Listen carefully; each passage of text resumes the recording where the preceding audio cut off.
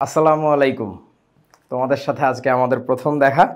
অনেক দিন পরে ক্লাস শুরু হচ্ছে, কারণ হচ্ছে আমাদের মাঝখানে অনেকগুলা চাপ গেল আমার উপর দিয়ে, ক্লাস শুরু করতে পারি নাই। সো যাই হোক, তোমাদের যে কারোর প্রয়োজনে যে কোনো সময় মাইক অন করে কথা বলতে পারবা। আমার কথার মাঝখানে থামায় দিয়ে তুমি কথা বলতে পারবা, কোনো সমস্যা নেই। প্রয়োজন বুঝে তুমি বুঝবা। মাঝে মধ্যে হয় না যে আমরা অনেকের কথার মাঝখানে কথা বলাটা খুব জরুরি হয়ে যায়, ওই যে আরও তোমরা জেনজি, তোমাদের তো বলা লাগবে যে মুরব্বি এটা তো হচ্ছে না। তো এরকম আর কি কথা বলবা, কোনো সমস্যা নেই। তোমাদের কোর্সের নাম হচ্ছে রকেটিয়ার্স। রকেটিয়ার্স মানে হচ্ছে যারা রকেটে যাত্রা করে, রকেটে থাকে বা রকেট ব্যবহার করে, তাদেরকে বলে রকেটিয়ার্স। সো তোমাদেরকে নিয়ে আমাদের স্বপ্ন, আশা, উদ্দেশ্য অনেক বেশি দূরে। আর তোমাদের সাথে এখন ক্লাসে আছে হচ্ছে তোমাদের শেতাব ভাইয়া। ও হচ্ছে এসএসসি কত, এসএসসি হচ্ছে 24। তার মানে তোমরা ওর 3 ব্যাচ জুনিয়র। আমি কি ঠিক বলছি শেতাব? জি ভাইয়া। আচ্ছা, সো ভাইয়া তোমাদেরকে অনেক হেল্প করবে। ও হচ্ছে তোমাদের এখন নটরডেম কলেজে পড়ে। তোমাদের যারা ছেলেরা আছো তাদের অনেকের স্বপ্ন নটরডেম কলেজে পড়বা ইনশাল্লাহ, আর কি সমস্যা নেই। বাট যার যা স্বপ্ন আছে সেই জিনিসগুলো কিন্তু একদিনে বাস্তবায়িত হয় না। আমার ছোটবেলা থেকে স্বপ্ন ছিল কি জানো? আমার স্বপ্ন ছিল আমি ইংরেজি নিয়ে পড়বো, বা যে কোনো একটা ভাষা সাহিত্য নিয়ে পড়বো, লাইক বাংলা হোক, ইংরেজি হোক, আরবি হোক, হোয়াটএভার। তো পরে বড় হইতে হইতে আমি আমাদের এলাকার এক ভাইয়ার কাছে একবার পড়ছিলাম, তোমরা যেমন আমার কাছে পড়তেছো। সেই ভাইয়ার নাম হচ্ছে পনু ভাই, মানে ডাক নাম পনু, ভালো নাম মাজহারুল ইসলাম। তো ভাইয়ার ক্লাস করে আমার মনে হয়েছিল ইঞ্জিনিয়ারিং পড়া দরকার। তো that was the paradigm shift of my life. Paradigm shift মানে একেবারে সব কিছু আমূলে বদলে যাওয়া আর কি। তো ব্যাপারটা ওইরকম, তোমাদেরও এখন ছোট আসো, ক্লাস 9-এ পড়ো মাত্র, বিজ্ঞান নিছো কেবল। তো চলতে চলতে তোমাদের অনেকেরই মন মতলব বিভিন্ন দিকে যাবে, কারো মেডিকেলের দিকে হয়তো, বা কারো ইঞ্জিনিয়ারিংয়ের দিকে, কেউ হয়তো বা আর্মিতে যাইতে চাইবা, এরকম আর কি অনেক কিছু, কেউ আইবিএতে যেতে চাইবা। So it's totally fine, no problem. But এই চলতি পথে না সিদ্ধান্তটা নিয়ে ফেলতে হয়, তা না হলে যখন তোমার আলটিমেট গোল চেঞ্জিংয়ের মোমেন্টটা আসবে, অর্থাৎ এইচএসসির পরে, তখন যে যদি তুমি সিদ্ধান্ত নিতে বসো তখন একদম ম্যাসাকার হয়ে যাবে। লাস্ট মোমেন্ট না, লাস্ট মোমেন্টে কিছু করা যায় না। তো এই হচ্ছে অবস্থা। চলো আমাদের আজকের প্রথম ক্লাস শুরু করা যাক। আজকে যদিও আমাদের এখানে লেখা আছে যে হচ্ছে চ্যাপ্টার 1-এর পড়াশোনা হবে, চ্যাপ্টার 1-এর উপরে first class. But the fact is আজকে মূলত আমরা কেমিস্ট্রির অং বং ঠং নিয়ে কথাবার্তা বলবো, অর্থাৎ একটু আশেপাশে তাকাবো, একটু বুঝবো যে রসায়নে কী কী পড়া হবে, কি জরুরি, কি কীভাবে পড়তে হবে, এই টাইপের কথাবার্তা আর কি। সো এই যে আজকের প্রথম টপিকের নামই হচ্ছে অং বং ঠং, ঠিক আছে? আর তারপরে দেখতে হবে প্রথম 30টা মৌলের পরিচিতি। আমাকে একটু বলো তো, তোমরা কি ক্লাস 8-এ থাকতে মৌল শব্দটা তো শুনছো নাকি? মৌল, যৌগ, এগুলো তো শুনছো? জি ভাইয়া। ওকে, সো আমাদের প্রথম 30টা মৌল সম্পর্কে একটু জানতে হবে। তারপরে ধাতুকে, অধাতুকে এটা একটু চিহ্নিত করতে হবে। তোমরা এখানে যারা আছো তারা সবাই মনে হয় বাংলা ভার্সনের, বাট ইংরেজি সহকারে শিখতে হবে, বা অর্থাৎ প্রতিটা টার্মের ইংরেজি জানতে হবে। এটা জানলে সুবিধা, যেটা এখন তোমাদের সবার হাতে হাতে মোবাইল ডিভাইসেস আছে বা কম্পিউটার্স আছে, অ্যাক্সেসের কাছাকাছি। এখন তুমি যদি ইংরেজি টার্মগুলো না জানো তাহলে সমস্যা হবে, যেটা ফিউচারে যে তোমার অনেক পরীক্ষা আছে যে শুধুই ইংরেজি টার্ম থাকে পরীক্ষায়, মানে বাংলা মাধ্যমেই পরীক্ষা হওয়ার কথা কিন্তু প্রশ্নের মধ্যে প্রচুর ইংরেজি থাকে, ওগুলো তুমি পারবা না। 1 নাম্বার হচ্ছে এটা। 2 নাম্বার হচ্ছে যেটা তোমার লার্নিং কত বেশি ওয়াইড হবে, কত বেশি তুমি জানবা। যেমন তোমাদের সাথে শেতাব আছে, তোমাদের শেতাব ভাই আমার কাছে যখন প্রথম পড়ছিল, ও ক্লাস 9-এ পড়তো, ও ক্লাস 9 থেকে পড়ছে আমার কাছে। তো ঘটনা হচ্ছে যে ওর ক্লাসগুলো যদি আমি তোমাদেরকে দেখাই, যে ও ক্লাস করার পরে যে তোমাদেরকে যে বললাম যে খাতায় ক্লাস নোট নিবা, ওর ক্লাস নোট যদি তোমাদেরকে দেখাই তোমরা অবাক হয়ে যাবা। আমি ক্লাসে যেসব জিনিস দেখাই নেই ও সেগুলো নিজে থেকে জেনে এসে ক্লাস নোটের মধ্যে ঢুকায় তারপরে ক্লাস নোট সাবমিট করতো। আমার কথা বুঝতে পারছো তো? কথা হচ্ছে ও এক্সট্রা জানলো কিভাবে। এই যে টার্মগুলোর ইংরেজি লিখে দিতাম বা ও নিজে থেকে শিখতো, ওই টার্মগুলো গুগলে সার্চ করে আরও অনেক কিছু জানতো, জেনে এসে তারপরে সেই ক্লাস নোটটা আরও অনেক বেশি সমৃদ্ধ করে তারপরে আপলোড করতো। সো ব্যাপারটা এরকম, তোমার লার্নিং সোর্স কিন্তু শুধুমাত্র আমি না, বরং আমি তোমার লার্নিংয়ের শুরু, আমি তোমার লার্নিংয়ের শেষ না। আমার কাছ থেকে তুমি আইডিয়া নিয়ে তুমি আরও নিজের নলেজ ডেভেলপ করবা। আমার কাছে তোমরা যারা পড়তেছো, যদি আমার বলা জ্ঞানই তোমার সব শেষ হয়ে থাকে তাহলে কিন্তু বিপদ। এই সবার জ্ঞান সমান হইল না তো, তুমি আরও কত বেশি জানতে চাও। তুমি রাতের বেলা শুয়ে আছো, মোবাইলে হয়তো বা রিলস দেখতেছো, তোমরা এখন দেখো আমি জানি, বা আম্মুর মোবাইল, আব্বুর মোবাইল নিয়ে তুমি একটু ওই সময়টাতে একটু পড়ালেখা রিলেটেড কোনো একটা জিনিস দেখো, অনেক ইন্টারেস্টিং জিনিসপত্র শেখা যায়। সো সেখানে শিখবাটা কিভাবে, বাংলায় তো লিখলে পাওয়া যায় না, তো সেক্ষেত্রে ইংরেজি টার্মগুলো জানতে হবে। এখন আমাকে একটু বলো ধাতুর ইংরেজি কি, কে জানো? মেটাল। বাহ, সাবাস, মেটাল। তোমার নাম কি? রূপন্তী। রূপন্তী। অধাতুর ইংরেজি কি? নন মেটাল। নন মেটাল। রূপন্তী কি বাংলা ভার্সন? না, ইংলিশ ভার্সন। ও আচ্ছা আচ্ছা, এই জন্য তাহলে তোমরা তো ইংলিশ ভার্সনও আছো আমাদের সাথে। ওকে, ব্যাপার না, আমি সবগুলো টার্মেরই বাংলা ইংরেজি সহই বলি, কিছু কিছু জিনিস বলি না, ওগুলো তোমরা জিজ্ঞাসা করে নিবা, আমি বলে দিব আর কি। সো চলো পড়াশোনা শুরু করা যাক। আমরা মেটালদেরকে সংক্ষেপে এম দিয়ে লিখবো, আর নন মেটালদেরকে সংক্ষেপে এনএম দিয়ে লিখবো। এনএম মানে বুঝছো তো, নন মেটাল, এনএম। ওকে ঠিক আছে, চলেন। তো প্রথম কথা হচ্ছে একটু ইতিহাস বলা যাক। তোমাদের শ্বেতাব ভাই মাত্র বললো যে আজকে নাকি ইতিহাস নিয়ে পড়াইতে হবে। তো এই যে ইতিহাস হচ্ছে এই দুই ভদ্রলোক, তোমরা কি নাম দেখতে পাচ্ছ? উপরের জনের নাম কি লেখা আছে? জাবির আল হাইয়ান। সাবির ইবনে হাইয়ান। রাইট, ইনার নাম হচ্ছে জাবির ইবনে হাইয়ান। তো এই ভদ্রলোক হচ্ছে এই গ্যাঞ্জামটা ঘটাইছে। কি গ্যাঞ্জাম বুঝছো? ইনি প্রথম রসায়ন নিয়ে কথা বলা শুরু করছে। তো তখন রসায়ন জিনিসটা যে কি তাও জানতো না, বাট রসায়ন নিয়ে কথাবার্তা বলতো আর কি, মানে একটা বিশেষ বিষয় নিয়ে কথা বলতো, তাকে পরবর্তীতে আমরা নাম দিছি রসায়ন। তারপরে আসছে এই ভদ্রলোক, ইনার নাম জানো? ইনার নামটা লেখা নাই এখানে। Antoine von Lavoisier. হ্যাঁ, ইনার নাম হচ্ছে অ্যান্টোনিও ল্যাভয়েসিয়ে। যদিও নামের উচ্চারণটা এরকম না, বাট আমরা বাংলায় লিখি এইভাবে, ল্যাভয়েসিয়ে। ওনার নামের অ্যাকচুয়াল উচ্চারণটা হচ্ছে অ্যান্টোনিও ল্যাভোয়া। ফ্রেঞ্চ একটা নাম, সো আমার নামের উচ্চারণও ঠিকমতো হয় নাই, কারণ ফ্রেঞ্চ নাম বুঝতেই পারতেছো। তো এই দুইজন দেখো আমার দিকে চোখ গট গট করে কেমনে ছায়া রইছে, কিছু করার নাই বাবা, তোরা দুজনেই গ্যাঞ্জামটা ঘটাইছস। সত্যি কথাটা শুনবা, জাবির ইবনে হাইয়ান যেভাবে রাসায়নিক কাজবাজ করছে, কথাবার্তা বলছে, তাতেও সমস্যাটা হইতো না। সমস্যাটা হইছে মূলত এই লোকের কারণে। অর্থাৎ জাবির ইবনে হাইয়ান যে লেভেলের কাজ করছে এবং তার হাতের লেখা যেরকম ছিল অনেকটা আমার মতো, তার লেখা কেউ বুঝতো না। তার মৃত্যুর পরে তার ডায়েরিতে যেসব কথাবার্তা মানুষ উদ্ধার করছে সেইগুলোতেও আমাদের কোনো সমস্যা হইতো না, মানে রসায়ন একটা বিজ্ঞান হিসাবে দাঁড়াইতো না যদি না এই টাইপের লোক আসতো। আমার কথা কি বুঝছো? মানে এই লোকটা হচ্ছে ওই জাবির ইবনে হাইয়ানের যে কনসেপ্টগুলো ছিল সেটাকে অনেক ফর্মালাইজ করছে, অনেক বেশি আমরা বর্তমানে যেভাবে পড়াশোনা করি সেই পড়াশোনার ধরনটাতে নিয়ে আসছে এই ভদ্রলোক। সো এই জন্য আমরা জাবির ইবনে হাইয়ানকে বলে থাকি রসায়নের জনক, কিন্তু অ্যান্টোনিও ল্যাভোয়া হচ্ছে আধুনিক রসায়নের জনক, father of modern chemistry. So এখন এই দুইজনই আমার দিকে যতই চোখ গট গট করে তাকায় থাকুক, আমি সত্যটা বলবো। এবার তোমাদের কাছে আমার একটা প্রশ্ন, তোমরা কি জানো যে রসায়নের যে ব্যাপারটা, এটার আদৌ জন্ম হয়েছিল কিভাবে? মানে why chemistry came into play, কাজটা কি ছিল বলতে পারবা প্রথম দিকে রসায়নবিদদের?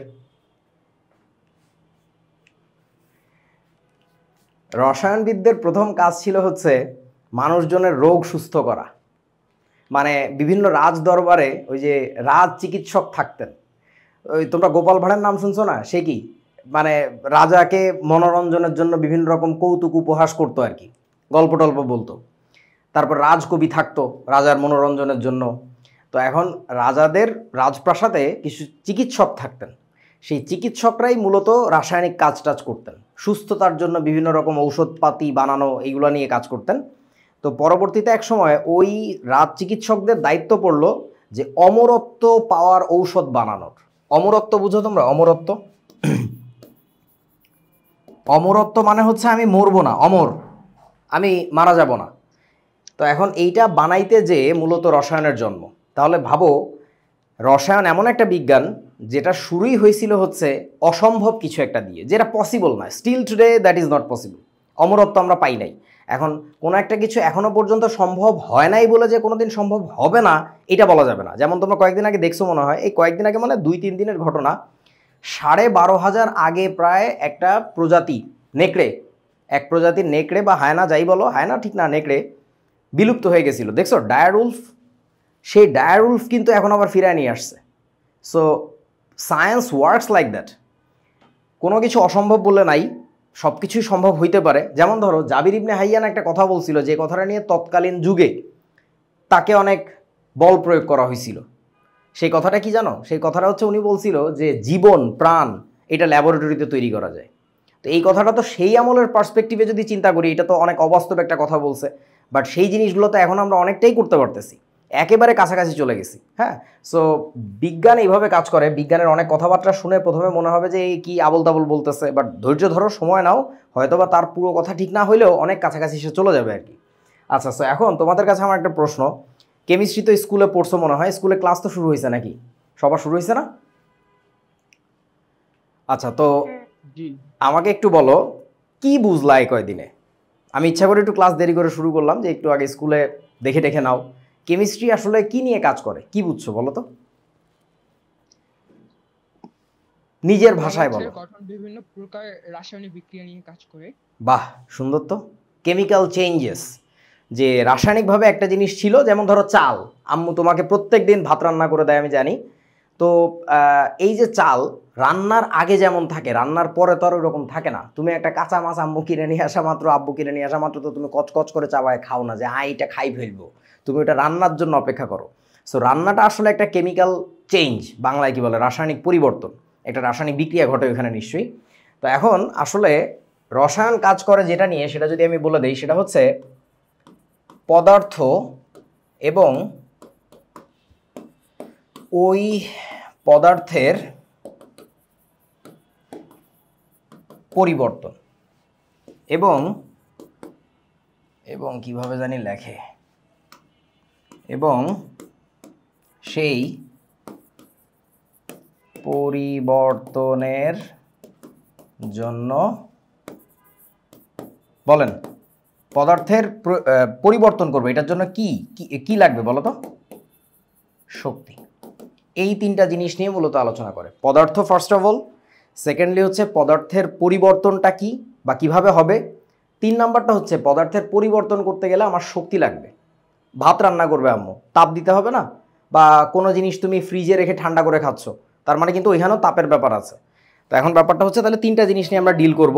ফার্স্ট অফ অল পদার্থ, 2 নাম্বার হচ্ছে পদার্থের পরিবর্তন, আর 3 নাম্বারটা হচ্ছে পদার্থের পরিবর্তনের জন্য যে শক্তিটা আমাদের লাগবে। তোমাদের হাতের কাছে এখন অনেক জিনিসপত্র থাকতে পারে, আমার কাছে এখন একটা রেঞ্জ আছে, এই জিনিস তো চিনো সবাই, এটাকে কি বলে বলো তো? রেঞ্জ। এখন ইংরেজিতে বানানটা হচ্ছে এরকম, WRENCH, রেঞ্জ। আমরা অনেকে বলি রেঞ্জ, রেঞ্জ না, রেঞ্জ অন্য জিনিস, ম্যাথমেটিক্সে পড়বা তোমরা, ডোমেইন রেঞ্জ। সো এটা হচ্ছে রেঞ্জ।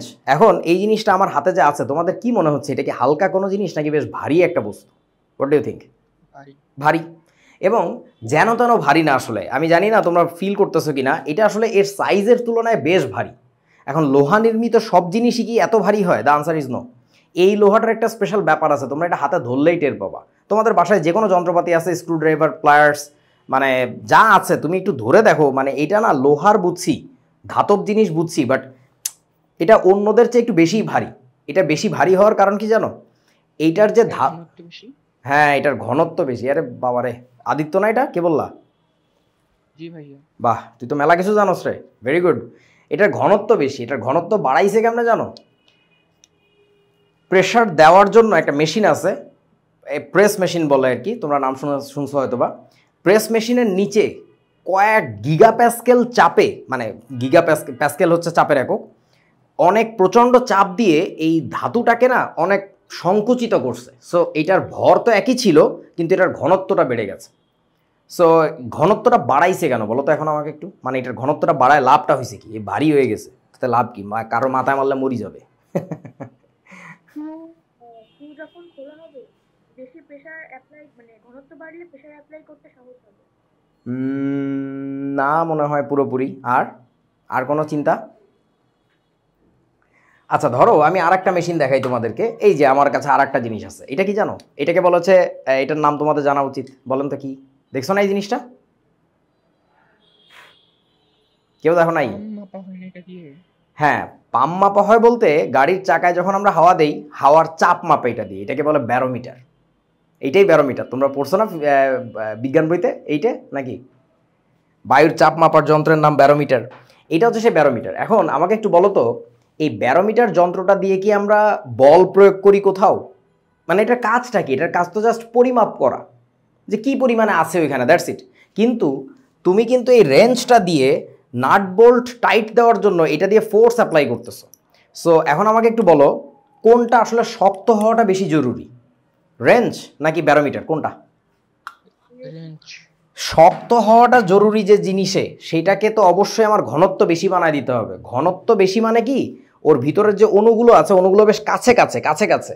সো তুমি ওইটাকে যদি ধরো একটা হাতুড়ির কথা চিন্তা করো, হাতুড়ি দিয়ে তুমি একটা পেরেক ঢুকানোর চেষ্টা করতেছো, তো যদি এমন হয় যে পেরেকের চেয়ে হাতুড়ি নরম, তাহলে কি হবে জানো? কল্পনা করো তো, তুমি যখন পেরেকটা হাতুড়িটাই ভাঙে যাবে। হাতুড়ি ভেঙে যাবে। ভেঙে যাবে মানে কি, তুমি ধরো এই যে পেরেক রাখছো, এবার হাতুড়ি দিয়ে দিছো একটা ফিডানি, কি হবে, এই হাতুড়ির ভিতরে পেরেক ঢুকে যাবে।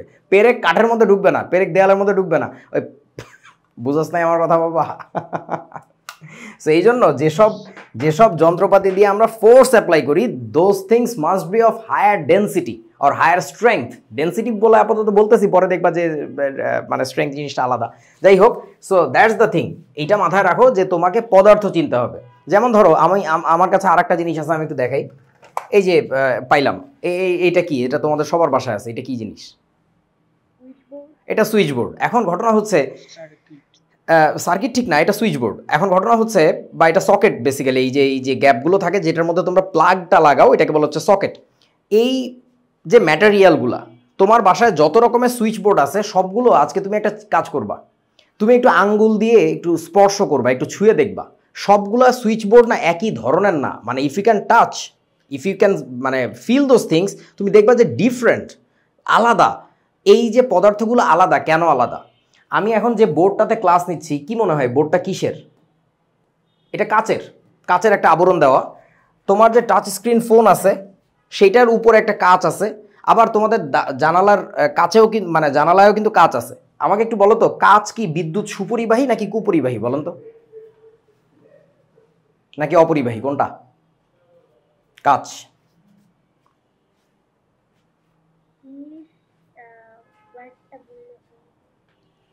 আচ্ছা, ইংরেজি ওয়ার্ড, মানে কন্ডাক্টর, ইলেকট্রিসিটি কন্ডাক্টর, নন কন্ডাক্টর নাকি ব্যাড কন্ডাক্টর, কোনটা?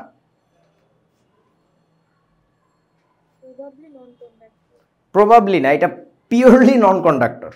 মানে কাচ বিদ্যুৎ পরিবহন করে না, কারেন্ট ইলেকট্রিসিটি ক্যারি করে না সে।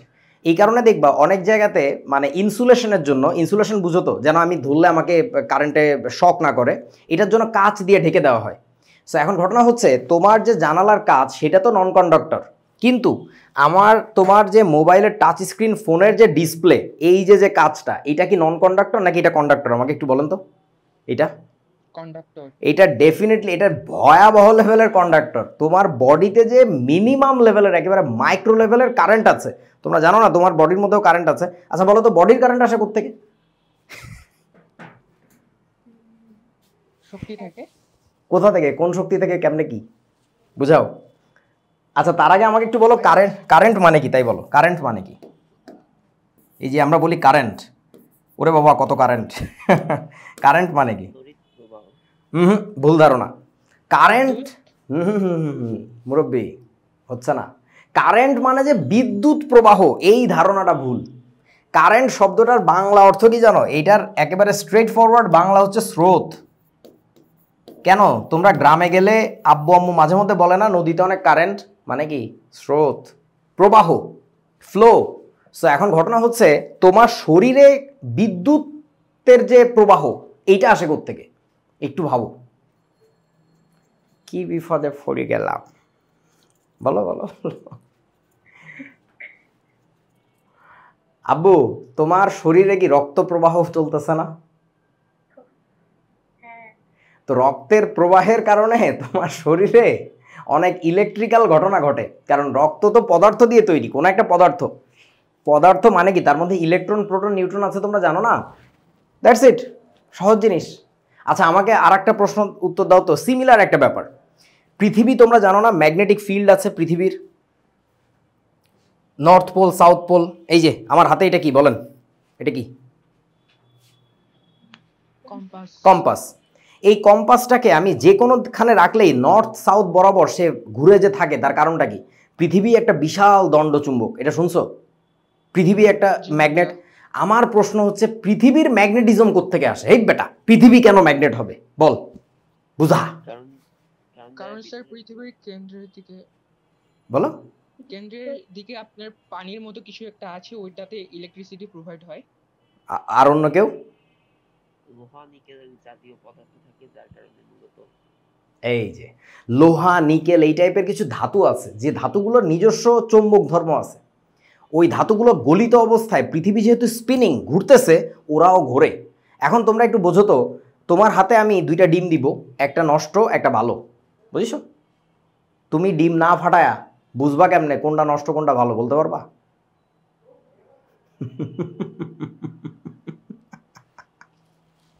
কে পারবা বলো? ফাটানো যাবে না ডিম। ফিজিক্সের মাধ্যমে বুঝবো। হ্যাঁ, ফিজিক্স ওয়ালা হয়েছে, কিভাবে বুঝবা বলো? তা তো করতে পারি না, এমনি মনে হলো তাই বললাম।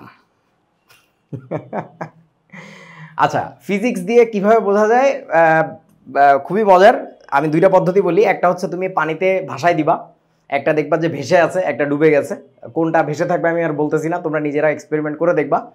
আর আরেকটা সহজ পদ্ধতি আছে, ধরো তোমার কাছে পানিও নাই, তুমি সিম্পলি যে কাজটা করবা, কোনো একটা সারফেসের উপর রেখে ডিমটাকে ঘুরাই দিবা, ডিশিয়াও ঘুরবে। একটা ডিম দেখবা খুবই সুষমভাবে ঘুরতেছে, মানে খুবই ইউনিফর্মলি ঘুরে, ঠিক আছে? আর আরেকটা দেখবা বেকায় তেকায় ঘুরে, বেকায় তেকায় ঘুরে।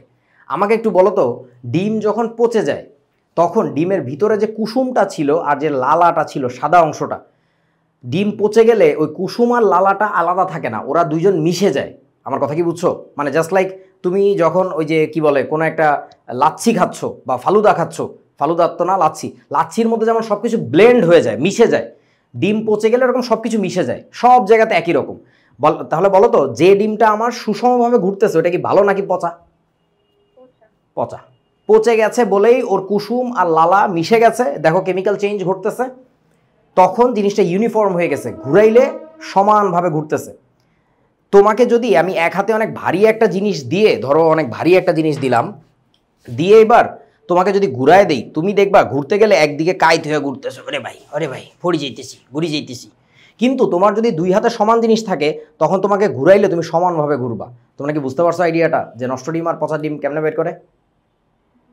সো এই that was also physics, definitely that was A physics. এখন ঘটনা হচ্ছে যে কারেন্টের ব্যাপার যেটা বলতে, পৃথিবীর ম্যাগনেটিক ফিল্ড যেটা বলতেছিলাম, তো পৃথিবীর যেহেতু ঘুরতেছে, ভিতরে যে ম্যাগমাগুলো আছে, মানে গলিত লোহা নিকেল এই টাইপের যে ধাতুগুলো, ওরাও না ঘোরার সময় করে কি একদিকে কাইত হয়ে থাকে, কোনো একদিকে একটু হেলে থাকে। ওই যে হেলে আছে ওই দিকে ম্যাগনেটিজম একরকমের, অন্য পাশে ম্যাগনেটিজম অন্য রকমের। দ্যাটস ওয়াই তোমার পুরো পৃথিবীটা ম্যাগনেট হিসাবে কাজ করে। তোমরা একটু বলো তো, এই যে ম্যাগনেটিক ফিল্ড, এটা কি উল্টে যেতে পারে কখনো? মানে বর্তমানে যাকে তুমি নর্থ আর সাউথ বলো, কোনোদিন কি এমন হইতে পারে যে তোমার ম্যাগনেটের যে নর্থ পোল উল্টা দিকে শো করতেছে, এরকম কি হইতে পারে? ভাবো তো। হইতে পারে পৃথিবীর অক্ষরেখার কারণে। অক্ষরেখার কারণে বলতে, ওই যে ভিতরের যে ম্যাগমাটা ছিল সেটা যে একদিকে হেলে ছিল, ওইটার হেলাটা যদি অন্য দিকে চলে আসে কোনো কারণে, এবং এই জিনিসটা এই পৃথিবীতেই কয়েক হাজার বছর আগে একবার ঘটছে, এটাকে বলে ম্যাগনেটিক শিফট বা ম্যাগনেটিক পোল শিফট। খাতায় লিখে রাখো, এটা নিয়ে গুগল সার্চ করে দেখবা, ইউটিউবে অনেক মজার মজার ভিডিও পাবা, ছোট ছোট ভিডিও আছে, দেখবা অনেক কিছু শিখতে পারবা। ম্যাগনেটিক পোল শিফট একটু ভেবে দেখো, এবং ম্যাগনেটিক পোল শিফটিংয়ের ফলে তোমার কি মনে হয় না পৃথিবীতে একটা বড় সড়ো পরিবর্তন ঘটে যাবে? মানব সভ্যতা বিলুপ্ত হয়ে যেতে পারে, মানে যে রকমের একটা ম্যাগনেটিক স্টর্ম যাবে এটার উপর দিয়ে আর কি। ওকে, সো অনেক কথাবার্তা বললাম, মৌলিক কথাবার্তা। এখন চলো আমরা কেমিস্ট্রির ভিতরে যাই আর একটু।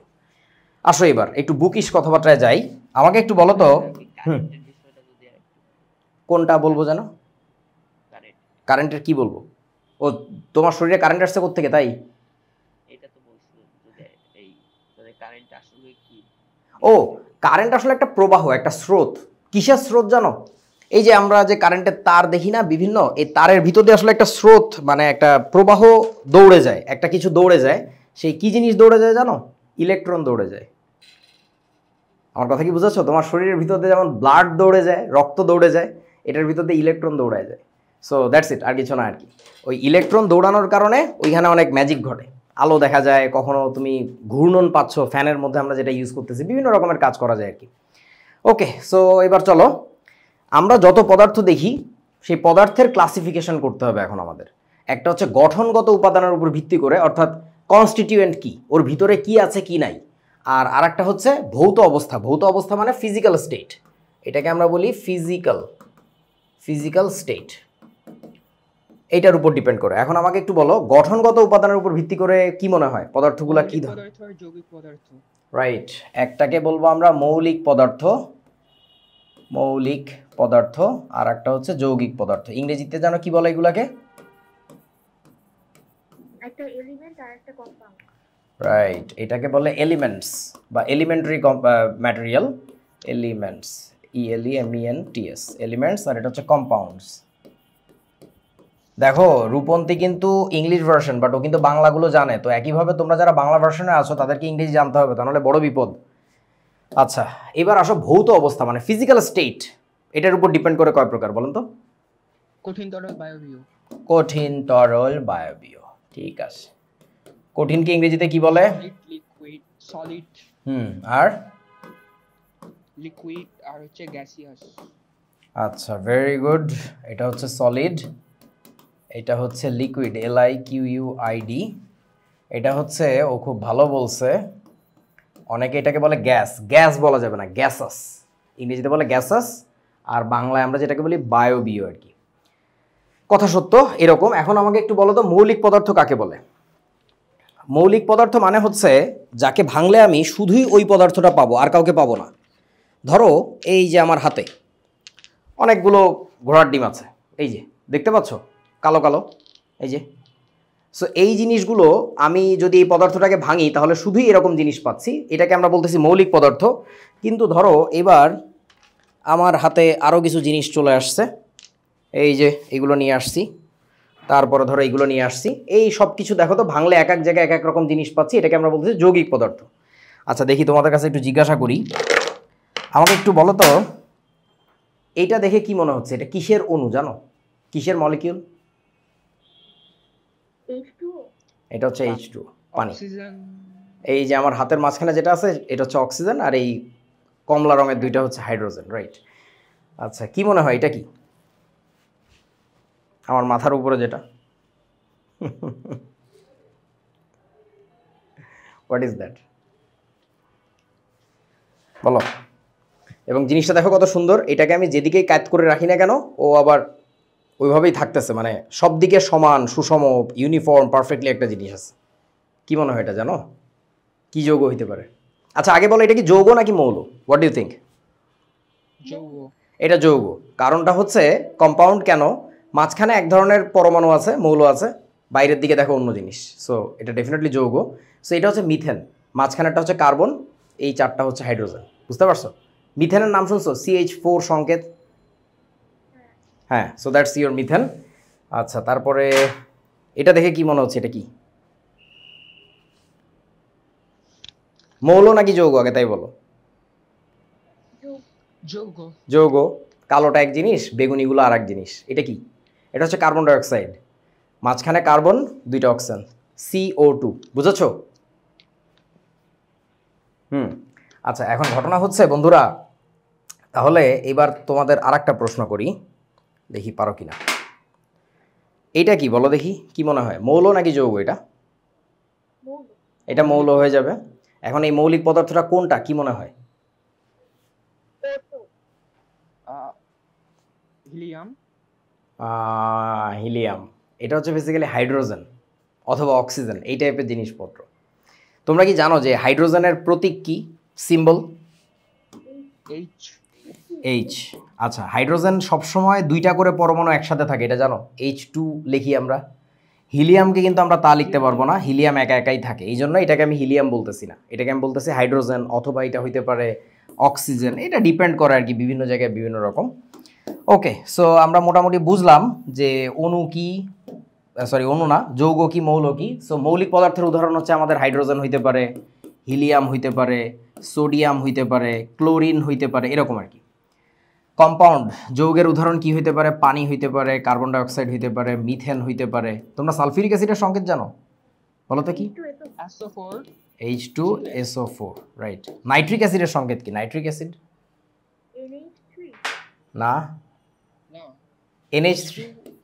NH3 এর নাম কি বলো? অ্যামোনিয়া। এটা হচ্ছে অ্যামোনিয়া, রাইট। অ্যামোনিয়ার বানানটা হচ্ছে এরকম AMMONIA, সো উচ্চারণটা অ্যামোনিয়া এরকম আর কি। নাইট্রিক অ্যাসিডের সংকেত কি? নাইট্রিক অ্যাসিড, নাইট্রিক অ্যাসিডের সংকেতটা হচ্ছে HNO3। মনে রাখবা যখনই তুমি অ্যাসিডের কথা বলতেছো সামনে অবশ্যই একটা হাইড্রোজেন থাকবে, কোনো কথা নেই, মিনিমাম একটা হাইড্রোজেন থাকবে, কারো কারো ক্ষেত্রে 2টা 3টা থাকতে পারে, এরকম হইতে পারে আর কি। সো আশা করি বুঝেছো। এখন ঘটনা হচ্ছে H2SO4 কঠিন তরল বায়বীয়। চলো এবার আরেকটু গভীরের দিকে যাই আমরা। এই যে ভৌত অবস্থার উপর ভিত্তি করে পদার্থের প্রকারভেদ। তাহলে কঠিনকে তুমি বলছিলে হচ্ছে সলিড। আমাকে একটু বলো সলিডকে আমরা কি করলে তরলে পরিণত হয় বলো তো? তাপ প্রদান করলে। তাপ প্রদান করলে, গ্যাসাস, GASEOUS। আচ্ছা তাহলে আমরা তাপ দিচ্ছি। চলো তাপ দেওয়ার যে ব্যাপারটা, এটাকে বৈজ্ঞানিক চিহ্নের মাধ্যমে আমরা যখন লিখি তখন কিভাবে যেন লিখতে হয় শিখছো তোমরা? একটা ত্রিভুজ দিয়ে।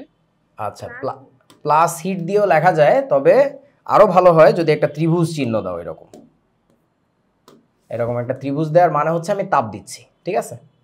ওকে, এখন ঘটনা হচ্ছে তাহলে তরলকে আবার তাপ দিলে কিসে পরিণত হবে তারা? গ্যাসে। গ্যাস বলতে ওই যে বায়বীয় পদার্থ, এটা গ্যাস লেখা ঠিক হয় না আমার। আচ্ছা এখন তাহলে বলো উল্টা দিকে আসতে গেলে আমাদের কি করা লাগবে? তাপ অপসারণ করতে হবে নিশ্চয়ই, তাই না? শীতলীকরণ করতে হবে। শীতলীকরণ মানে তাপ সরাই নিব ওর কাছ থেকে আমরা, ঠিক আছে? তো এখন এইটাকে কোন চিহ্নের মাধ্যমে দেয় বলো তো? তাপ যে তুমি সরাই নিচ্ছ এটাকে কোন চিহ্নের মাধ্যমে দিবা বলো? আচ্ছা এইটা হচ্ছে যদিও আন্তর্জাতিকভাবে প্রচলিত না, কিন্তু এটা আমার একটা পদ্ধতি, আমি এই চিহ্নের মাধ্যমে দেই, বুঝাই, বুঝতে পারছো? মানে এটা আমার স্টাইল আর কি। এটার মানে আমরা বুঝবো তাপ অপসারণ করে নিচ্ছি। এখন ঘটনা হচ্ছে এই দুইটার বাইরে, মানে এই তিনটার বাইরে কি পদার্থের আর কোনো স্টেট তোমাদের জানা আছে বলো তো? আর কি কোনোটা হয়? আচ্ছা প্লাজমার কথা শুনছো, কোথায় শুনছো এটা প্লাজমার কথা? ChatGPT, ঠিক আছে। প্লাজমাটা তাহলে কোন পাশে অবস্থিত বলো তো? কোন পাশে? মানে গ্যাসের পরে। গ্যাসাসের পরে ওই পাশে হচ্ছে তোমার প্লাজমা অবস্থা। তার মানে বলেন গ্যাসাসকে বা বায়বীয়কে আমরা কি করলে প্লাজমায় পরিণত হবে বলো তো? এটাকে আমাদের তাপ দিতে হবে। এই যে কে বললো এটা প্রচুর পরিমাণে? উৎসব নাম ভাইয়া। উৎসব নাম ভাইয়া যে কথাটা বলছে এই লোকটা, এই ভদ্রলোকটা যেটা বলছে, এটা মারাত্মক জরুরি একটা কথা। তুমি কঠিন থেকে যখন তরলে যাও তখন অত বেশি তাপ দেওয়া লাগে না, মোটামুটি এটা ডিপেন্ড করে পদার্থের গলনাঙ্কের উপর। গলনাঙ্কের নাম তো শুনছো, মেল্টিং পয়েন্ট। সো আবার তরল থেকে যখন গ্যাসে যাও ওই সময় অত বেশি তাপ দেওয়া লাগে না, কিন্তু যখন তুমি গ্যাস থেকে প্লাজমাতে যাইতে যাবা মানে তুমি বুঝি নাও তোমার গটি বাটি কম্বল যা আছে সব বেশি কিনে দিই, আগুন জ্বালায় দাও, ফুরাই দিই, এটাকে বুঝেছো? Extreme high temperature. আমি একটু লিখে রাখি এটাকে, এইখানে তোমার কি দেওয়া লাগবে? এখানে extreme, TREME, extreme high temperature দেওয়া লাগবে, এটা একটু মনে রাখবে। এখন তোমরা কেউ প্লাজমা অবস্থা দেখছো? প্লাজমা সবাই দেখছো, সবাই দেখছো, আমি গ্যারান্টি দিব সবাই দেখছো। না না, পাগল নাকি লাভা? সবাই দেখছো। এই আকাশে বিদ্যুৎ চমকায় যখন, কেউ দেখো নাই? চোখ বন্ধ করে থাকো। ওইটা লাইট। আরে বাবা, আকাশে যখন বিদ্যুৎ চমকায় মেঘের ঘর্ষণের ফলে, তোমরা যেটা শিখছো আর কি, যদিও এটা ঠিক না, কিছু না, মেঘের ঘর্ষণের পরে যখন পৃথিবীতে বিদ্যুতের ঝলকানিটা দেখো, ওই যে বিদ্যুতের ঝলকটা দেখছো না, বুঝে না? ওইটাই প্লাজমা, ওইটাই প্লাজমা, আল্লাহর কসম ওইটাই প্লাজমা। ওই সময় বায়ুমণ্ডলের ভিতর দিয়ে যখন ইলেকট্রনগুলো প্রবাহিত হইতে থাকে, ভূমির দিকে আসতে থাকে, ওইখানে এত বেশি। এই বাবা আমার একটু বলো তো, কারেন্টের তার কখনো ধরে দেখছো, টাচ করে দেখছো? মানে ধরো খুব হাই ভোল্টেজের কারেন্ট যাচ্ছে, এটার ভিতর ভোল্টেজ না, বেসিক্যালি অ্যাম্পিয়ারের কারেন্ট যাচ্ছে, হোয়াটএভার, মানে খুব কি হয়ে যায়, গরম না ঠান্ডা? তাহলে বুঝো তো সবই, না বোঝার ভান করো কেন এই গান্ডু? তোমার যখন মেঘের কাছে জমা হওয়া, সঞ্চিত হওয়া প্রচুর ইলেকট্রনিক চার্জ ভূমির দিকে আসতেছে, তোমরা বুঝতে পারতেছো ওই ছোট জায়গা দিয়ে কি হাই অ্যামাউন্টের কারেন্ট আসতেছে, ফ্লো আসতেছে, তখন এই বাতাসটা প্রচণ্ড গরম হয়ে যায়। এত গরমে, প্রচণ্ড গরমে ওই বাতাস তো এমনিও বায়বীয় ছিল, বুঝা না? প্রচণ্ড গরম জিনিস, সরি বায়বীয় জিনিস, সেটাকে তুমি প্রচণ্ড হিট দিছো, এটা ইনস্ট্যান্ট প্লাজমা অবস্থায় চলে যায়। তোমাদেরকে আরেকটা মজার জিনিস বলি, এই বস্তু তোমরা কেউ দেখছো কিনা আমাকে একটু বলো তো। তোমরা নাম শুনছো প্লাজমা বল? তোমরা হয়তো বা ইন্টারনেটে দেখে থাকতে পারো প্লাজমা বল, প্লাজমা বল, প্লাজমা বল, প্লাজমা গ্লোবও বলে এটাকে। এই বস্তুগুলা দেখছো? এই বস্তুগুলা দেখছো? হ্যাঁ এই বস্তুগুলার ভিতরে এই যে ঝিকিঝিকি ঝিকিঝিকি দেখতেছো, এটা প্লাজমা অবস্থা। বুঝতে পারছো আমার কথা বন্ধুরা? এটা গুগল সার্চ দিয়ে আজকে আরো ভালো করে শিখবা প্লাজমা বল কি জিনিস, কেমনে কাজ করে, খেলা করে এটা দিয়ে মানুষজন, মানে এটা ডেকোরেটিভ একটা জিনিস, বাসা বাড়িতে থাকে অনেকের। সো দ্যাটস ইউর প্লাজমা আর কি। আচ্ছা এবার আমাকে একটু বলো পদার্থের আর এটাতে প্রচুর পরিমাণে তাপ দেয় কিভাবে? আচ্ছা এইটা খুব ইন্টারেস্টিং একটা কোয়েশ্চেন। ওইটাতে প্রচুর পরিমাণে তাপ দেয় কিভাবে? ওইখানে আসলে ওই রকম পরিমাণে তাপ দেয় না। ওইটার সায়েন্স বলতে গেলে আরও অনেক সময় লাগবে, আমি এখন ওদিকে যাচ্ছি না, আগে তোমরা ওইটা নিয়ে দেখো। ওর ভিতরে আসলে হয় কি, মাইক্রো কারেন্ট খুবই অল্প সময়ের মধ্যে ছোট জায়গায় তৈরি করে। সো রিলেটিভলি ওইখানে অনেক হিট তৈরি হয়, মানে আপেক্ষিকভাবে ওইখানে আশেপাশের তুলনায় অনেক বেশি হিট। তোমরা আমার কথা বোঝো নাই? আপেক্ষিক, ব্যাপারটা আপেক্ষিক আর কি। সো এটা নিয়ে আগে একটু দেখো, তারপর আমরা আলোচনা করবো না আগামী ক্লাসে ইনশাল্লাহ লাগলে। এবার আসো পদার্থের আরও অবস্থা আছে, আরও অবস্থা আছে। তার মধ্যে একটা অবস্থার নাম তোমাদেরকে একটু বলে দিব আজকে আমি। সেই অবস্থাটার নাম হচ্ছে বিইসি, মানে অবস্থাটার ফেজটার নামই হচ্ছে বিইসি। বিইসির ফুল মিনিংটা হচ্ছে Bose Einstein condensate. Bose Einstein condensate. Condense মানে কি জানো? কন্ডেন্স মানে কি? ঠান্ডা করা কোনো কিছু ঘনীভূত, ঘন, তাই না? মানে যেমন ধরো তোমরা ঘনীভবন প্রক্রিয়াকে আমরা বলি কন্ডেনসেশন। তোমরা চায়ের দোকানে যখন চা খাও বা যখন দেখো মানুষজন চা খায়, তখন কি হয়? ওই যে কি মিল্ক যেন দেয়, দোকানদারকে কি বলো যে চাচা ওই মিল্ক দিয়ে বানাবেন, কি যেন বলে? Condensed milk. এই যে কনডেন্সড মিল্ক কেন বলে? নর্মাল যে তোমার গরুর দুধ সেটা তো পাতলা, ওর মধ্যে অনেক পানি আছে, পানিটাকে যখন তুমি তাপ দিয়ে ভাগায় দাও বা সামহাও পানিটাকে যখন বের করে ফেলো, তখন দুধটাকে ঘন হয়ে যায়। তোমরা ওই যে মাখন, তারপরে কি কি জানি বলে না, ছানা টানা খাইছো না, এগুলো সবই দুধের প্রোডাক্ট। সো হয় কি, ওইখান থেকে পানি টানি বের করে দিলে জিনিসটা অনেক ঘন আর গাঢ় হয়ে যায়, ওইটাকে আমরা বলি কনডেন্সড মিল্ক। সো বুঝতে পারতেছো? তুমি বায়বীয় থেকে শুরু করতেছি, বায়বীয়কে ঠান্ডা করলে তরল পাবা, তরলকে ঠান্ডা করলে কঠিন পাবা, কঠিনকে এক্সট্রিম লেভেলের, ওইখানে যেমন এক্সট্রিম হাই টেম্পারেচার দিছিলা, আর এখানে কি করতে হবে বলেন তো? এখানে বলেন এক্সট্রিম, লো টেম্পারেচার এইখানে, হ্যাঁ এখানে এক্সট্রিম লো হবে, এক্সট্রিম লো টেম্পারেচার লাগবে। এই কন্ডিশনে তোমার পদার্থ নতুন একটা অবস্থায় চলে যায়, সেটাকে আমরা বলি হচ্ছে বোস আইনস্টাইন কন্ডেনসেট। বুঝেছো? যে অবস্থাটা তোমাদেরকে আমি দেখাইতে পারবো না, এটা তোমরাও দেখতে পারবা না, এখনো পর্যন্ত এটার কোনো অস্তিত্ব বাস্তবে পাওয়া যায়নি। কিন্তু মজার ব্যাপার হচ্ছে এটা নিয়ে বিজ্ঞানীরা খুব কাজ করে যাচ্ছে এবং উই আর ভেরি ক্লোজ। তোমরা কি নাম শুনছো কোয়ান্টাম কম্পিউটার? কোয়ান্টাম কম্পিউটার যে বানাচ্ছে, বানায় ফেলতেছে, খুব কাছাকাছি গেছে, এইটার মূল স্টোরি হচ্ছে বিইসি। তুমি যদি আজকে বিইসি না শেখো, মানে আজকে যদি এটা সম্পর্কে একটু না জানো, তাহলে কালকের দিনের বিজ্ঞানী তুমি হইতে পারবা না। বিইসি ওই এক্সট্রিম লো টেম্পারেচার কন্ডিশনে যাওয়ার পরেই ওই কম্পিউটারটা বানানো যাচ্ছে। সো এখন ঘটনা হচ্ছে এইখানে যে দুইজন বিজ্ঞানীর নাম আছে দেখতে পাচ্ছ, কন্ডেনসেট তো কোনো বিজ্ঞানীর নাম না, বিজ্ঞানী কন্ডেনসেট। বোস আর একজন হচ্ছে আইনস্টাইন। আইনস্টাইনের নাম তো তোমরা আগে থেকেই শুনছো। বোসের নাম শুনছো? Bose, Satyendranath Basu. Yes, that is Satyendranath Basu. ওই যে দেখতে পাচ্ছ, ওই যে দেখো ঢাকা বিশ্ববিদ্যালয়, ওই যে চিপার মধ্যে, ওই ঢাকা বিশ্ববিদ্যালয়ের ফিজিক্স প্রফেসর। বুঝো? তোমার আমার দেশের লোক, আমরা পাত্তা দেই না। এবং এটা নিয়ে অনেক স্টোরি আছে, পরে বলবো না, বাট জেনে রাখো যে এটা নিয়ে যখন আইনস্টাইন বোস সাহেবের সাথে, মানে সত্যেন্দ্রনাথ বসুর সাথে কাজ করছিলেন, তারপরে ওনাদের দুইজনের লেখালেখি, মানে রিসার্চ পেপার যেটা ছিল, গবেষণাপত্র, ওইটা যখন আইনস্টাইনের অ্যাসিস্ট্যান্টের কাছে দেওয়া হয়েছিল যে এটা টাইপ করো, সেই অ্যাসিস্ট্যান্ট এটার নাম লিখছিল কি জানো? এটার নাম লিখছিল উপরে আইনস্টাইন বোস কন্ডেনসেট।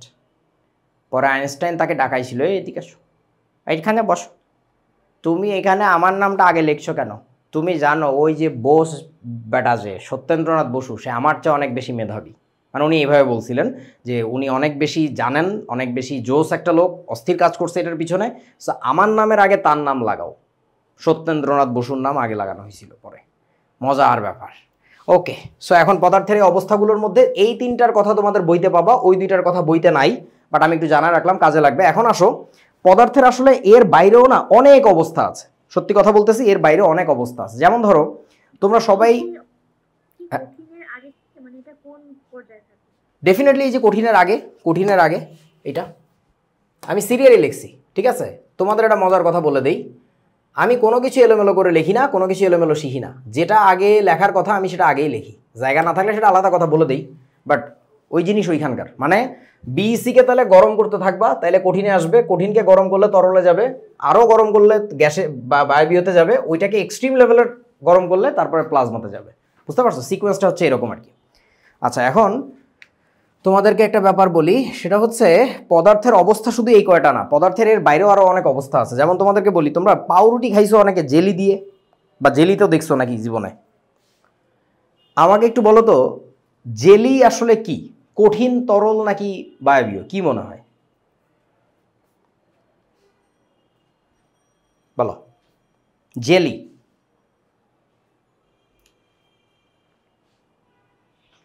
অর্ধ কঠিন আর অর্ধ তরল। হ্যাঁ, কেন বললে অর্ধ কঠিন? তোমার কাছে কঠিন মনে হইলো কেন? একটু ভেবে দেখো তো, কঠিন পদার্থের কি নির্দিষ্ট আকার আকৃতি আছে না? জেলিকে আমি যদি একটা চামচ দিয়ে কেটে উপরে তুলি, বা ছুরি দিয়ে কেটে আমি সুন্দর, ধর আম্মু আজকে বাসায় নেই, হ্যাঁ হ্যাঁ অফিসে গেছে, তুমি সুন্দর গবেষণা করতেছো, ছুরি দিয়ে কেটে কেটে আমি সুন্দর একটা কিউব শেপে আনতে পারবো না? জেলিকে আনা যাবে। আনার পরে এবার তুমি একটা কাজ করো, জেলির যে কিউবটা হইছে, দাঁড়াও আমি একটু জেলির কিউব আঁকি একটা, আমার তো লোভ লাগতেছে, বহুদিন জেলি মেলি খাই না, এগুলো বাসায় থাকলে খাওয়া যায়। এই যে একটা জেলির কিউব, দাঁড়াও, ওকে, এই যে একটা জেলির কিউব হয়ে গেছে। এখন এই জেলির কিউবটাকে তুমি একটা কাজ করবা, নিচে তো রাখা আছে কোনো একটা সারফেসের উপরে, উপরের কোনায় একটা টোকা দিবা, টাস করে একটা কোনো টোকা দিবা। টোকা দিলে কি ওর শক্ত হয়ে থাকে নাকি কি করবে বলেন তো? দেবে যায় আর এরকম করে না? এখন এই যে থলো করতেছে, এটা কি কঠিনের বিহেভিয়ার?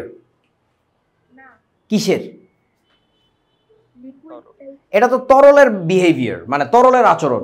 এরকম এইটাকে কি বলে জানো? এটাকে বলে ফ্লো করা। মানে it is trying to flow but it is unable to, চেষ্টা করতেছে পারতেছে না।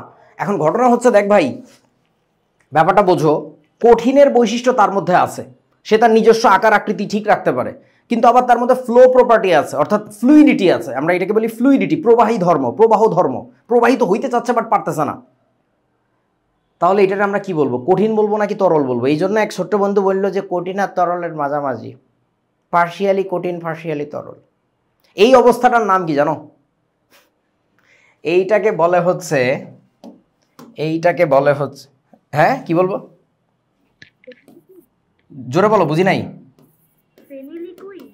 আচ্ছা, সেমি লিকুইড তুমি যেটা তোমার ভাষায় বলতেছো, ভেরি গুড, কিন্তু এটাকে বলা হচ্ছে লিকুইড ক্রিস্টাল। এখন এই লিকুইড ক্রিস্টালের প্রেজেন্স, অস্তিত্ব কোথায় জানো? এটা হচ্ছে কঠিন আর তরলের কি বলেন তো, এরকম মাঝ বরাবর। তোমরা কি বুঝেছো বন্ধুরা আমার কথা? এটা হচ্ছে কঠিন আর তরলের এরকম মাঝ বরাবর লিকুইড ক্রিস্টালের অবস্থান।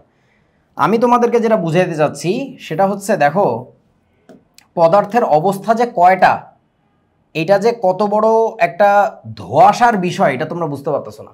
পদার্থের অনেক অবস্থা আছে, আমি তোমাদের সাথে আলোচনা করি, প্লাজমা অবস্থা দেখাইছি, গ্যাসীয় দেখাইছি, তরল দেখাইছি, কঠিন দেখাইছি, লিকুইড ক্রিস্টালটাও বললাম, বাট এটার কথা কিন্তু বইতে নাই, কিছু করার নাই। আমাদের বইতে এরকম সীমিত জিনিস শেখাবে, বাট তোমাকে নিজের সাপেক্ষে, নিজের প্রয়োজনে, নিজের তাগিদে আরও অনেক কিছু শিখতে হবে আর কি।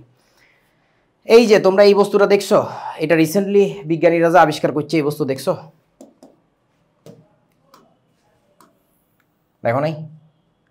লাইট জমায় ফেলাইছে। আরে পাগল, কোথায় আসো?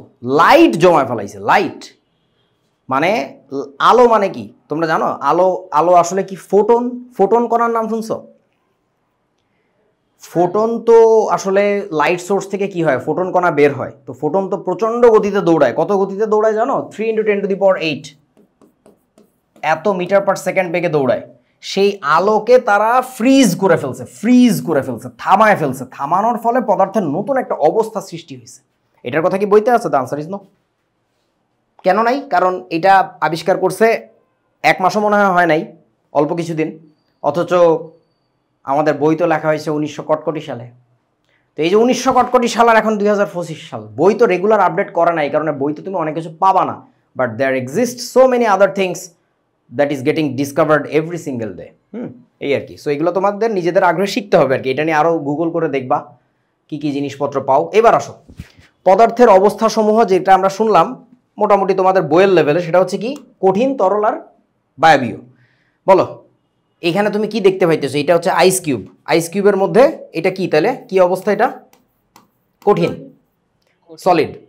তারপরে এটাকে যখন তাপ দিছো এটা তরল হয়ে গেছে, তাই না? এরপরে ওটাকে কেটলির ভিতর রেখে যখন আরো হিট দিছো তখন ওটা এই যে অবস্থাটা তৈরি হয়েছে, এটাকে আমরা কি বলতেছি?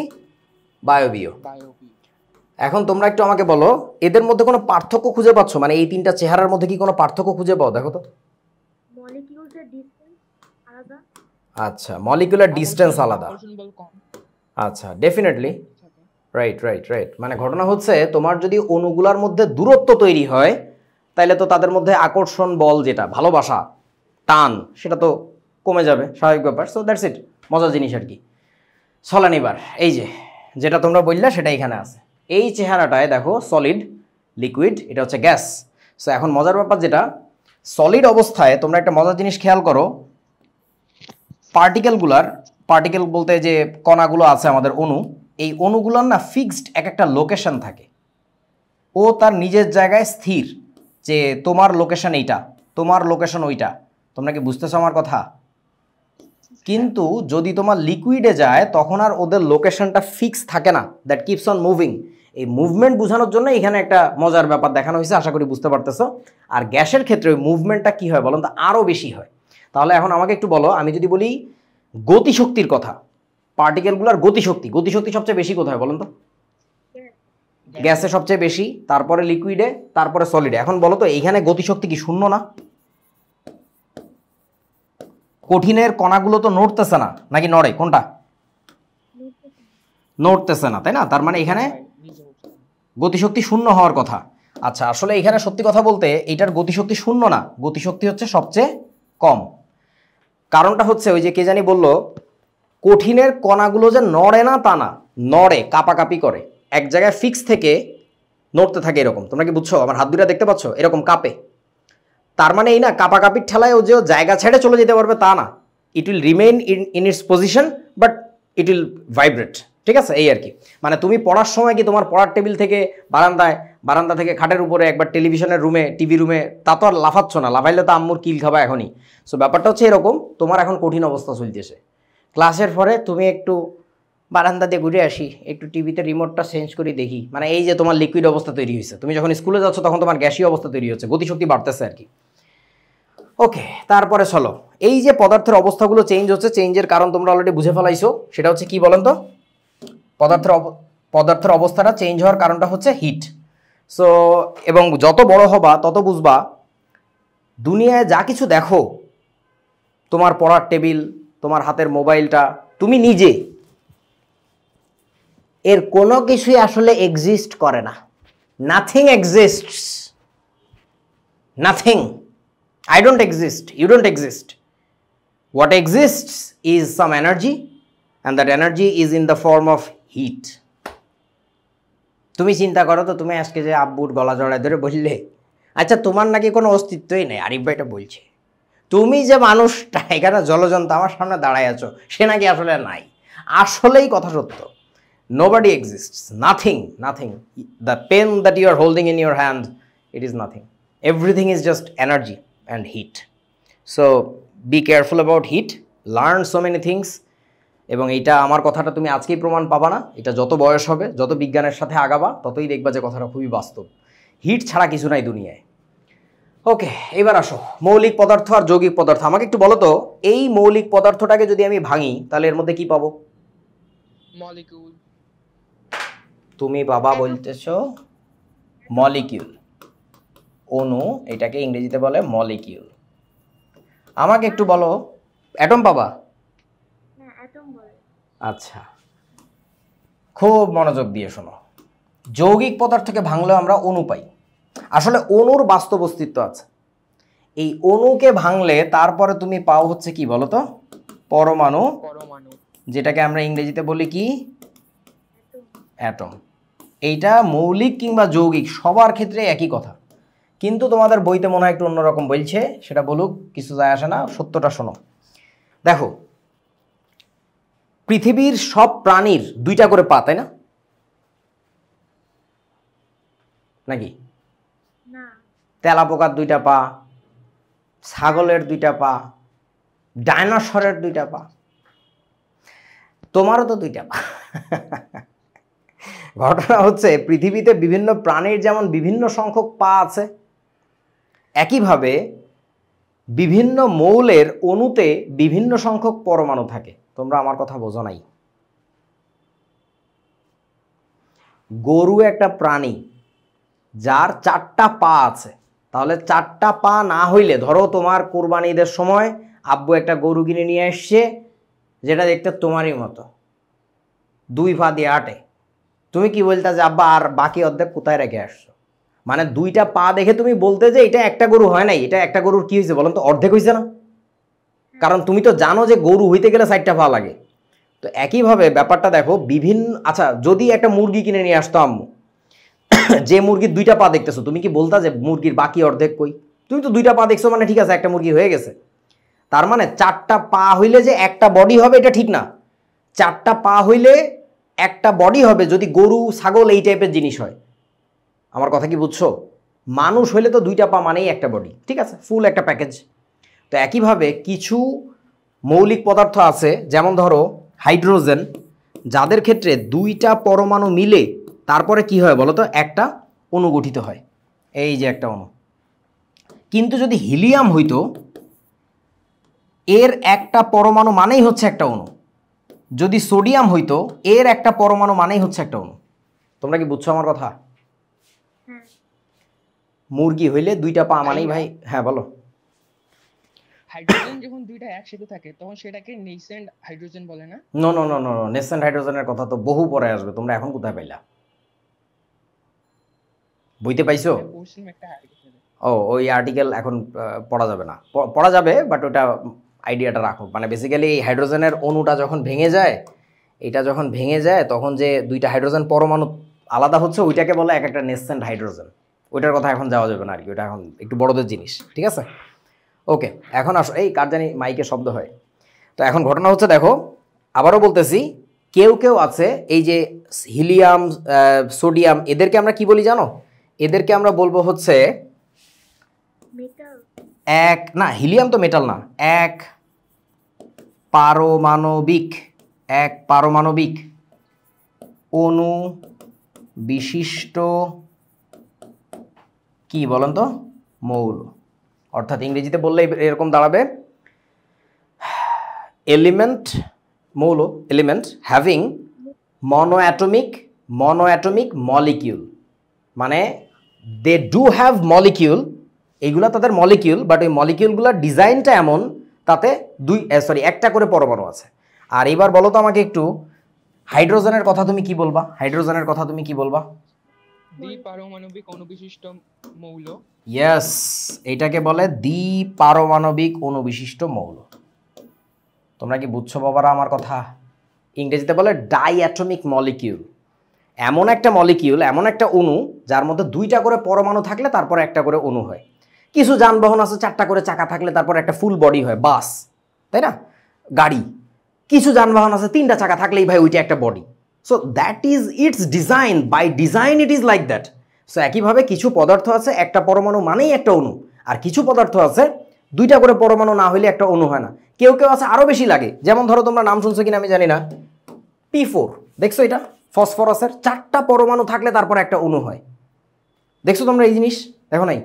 আচ্ছা, তারপরে সালফারের ক্ষেত্রে দেখবা 8টা পরমাণু থাকলে তারপর একটা অণু হয়, ওইটাই তার মলিকিউল। কিচ্ছু করার নাই ভাই, এটা কে বানাইছে বলো তো?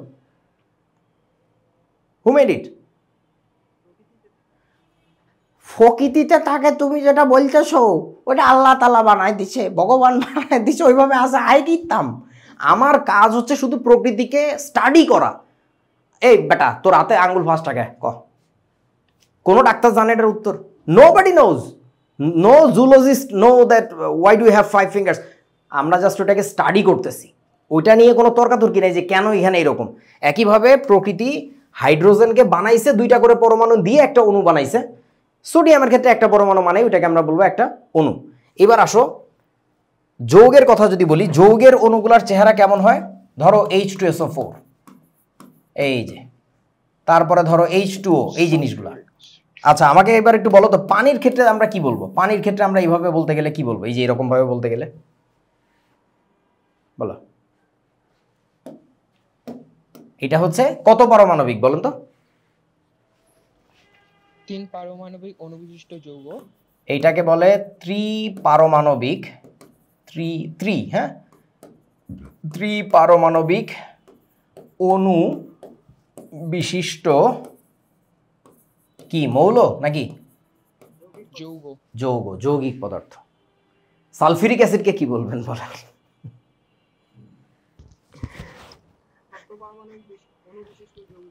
কত কত কত?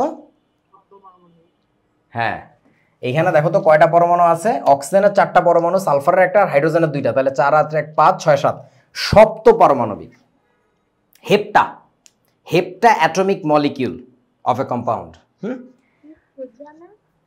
আব্বু 4টা, 5টা, 6টা, 7টা। হেক্সা মানে 6, হেক্স মানে 6, আর হেপ্ট মানে হচ্ছে 7। ঠিক আছে?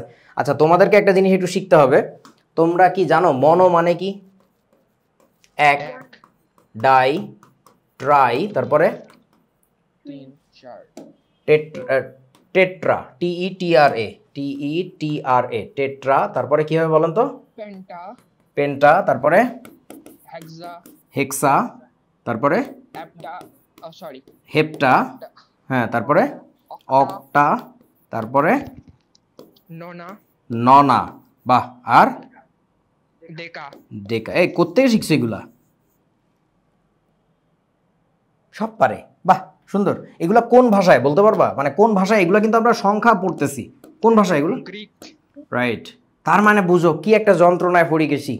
ছোটবেলায় আব্বু আম্মু বলতো বাংলা শিখবি সাথে ইংরেজিও শিখবি, এখন কেমিস্ট্রি পড়তে এসে দেখতেছি গ্রিক ভাষা শেখা লাগতেছে। শেখা লাগবে, কিচ্ছু করার নাই।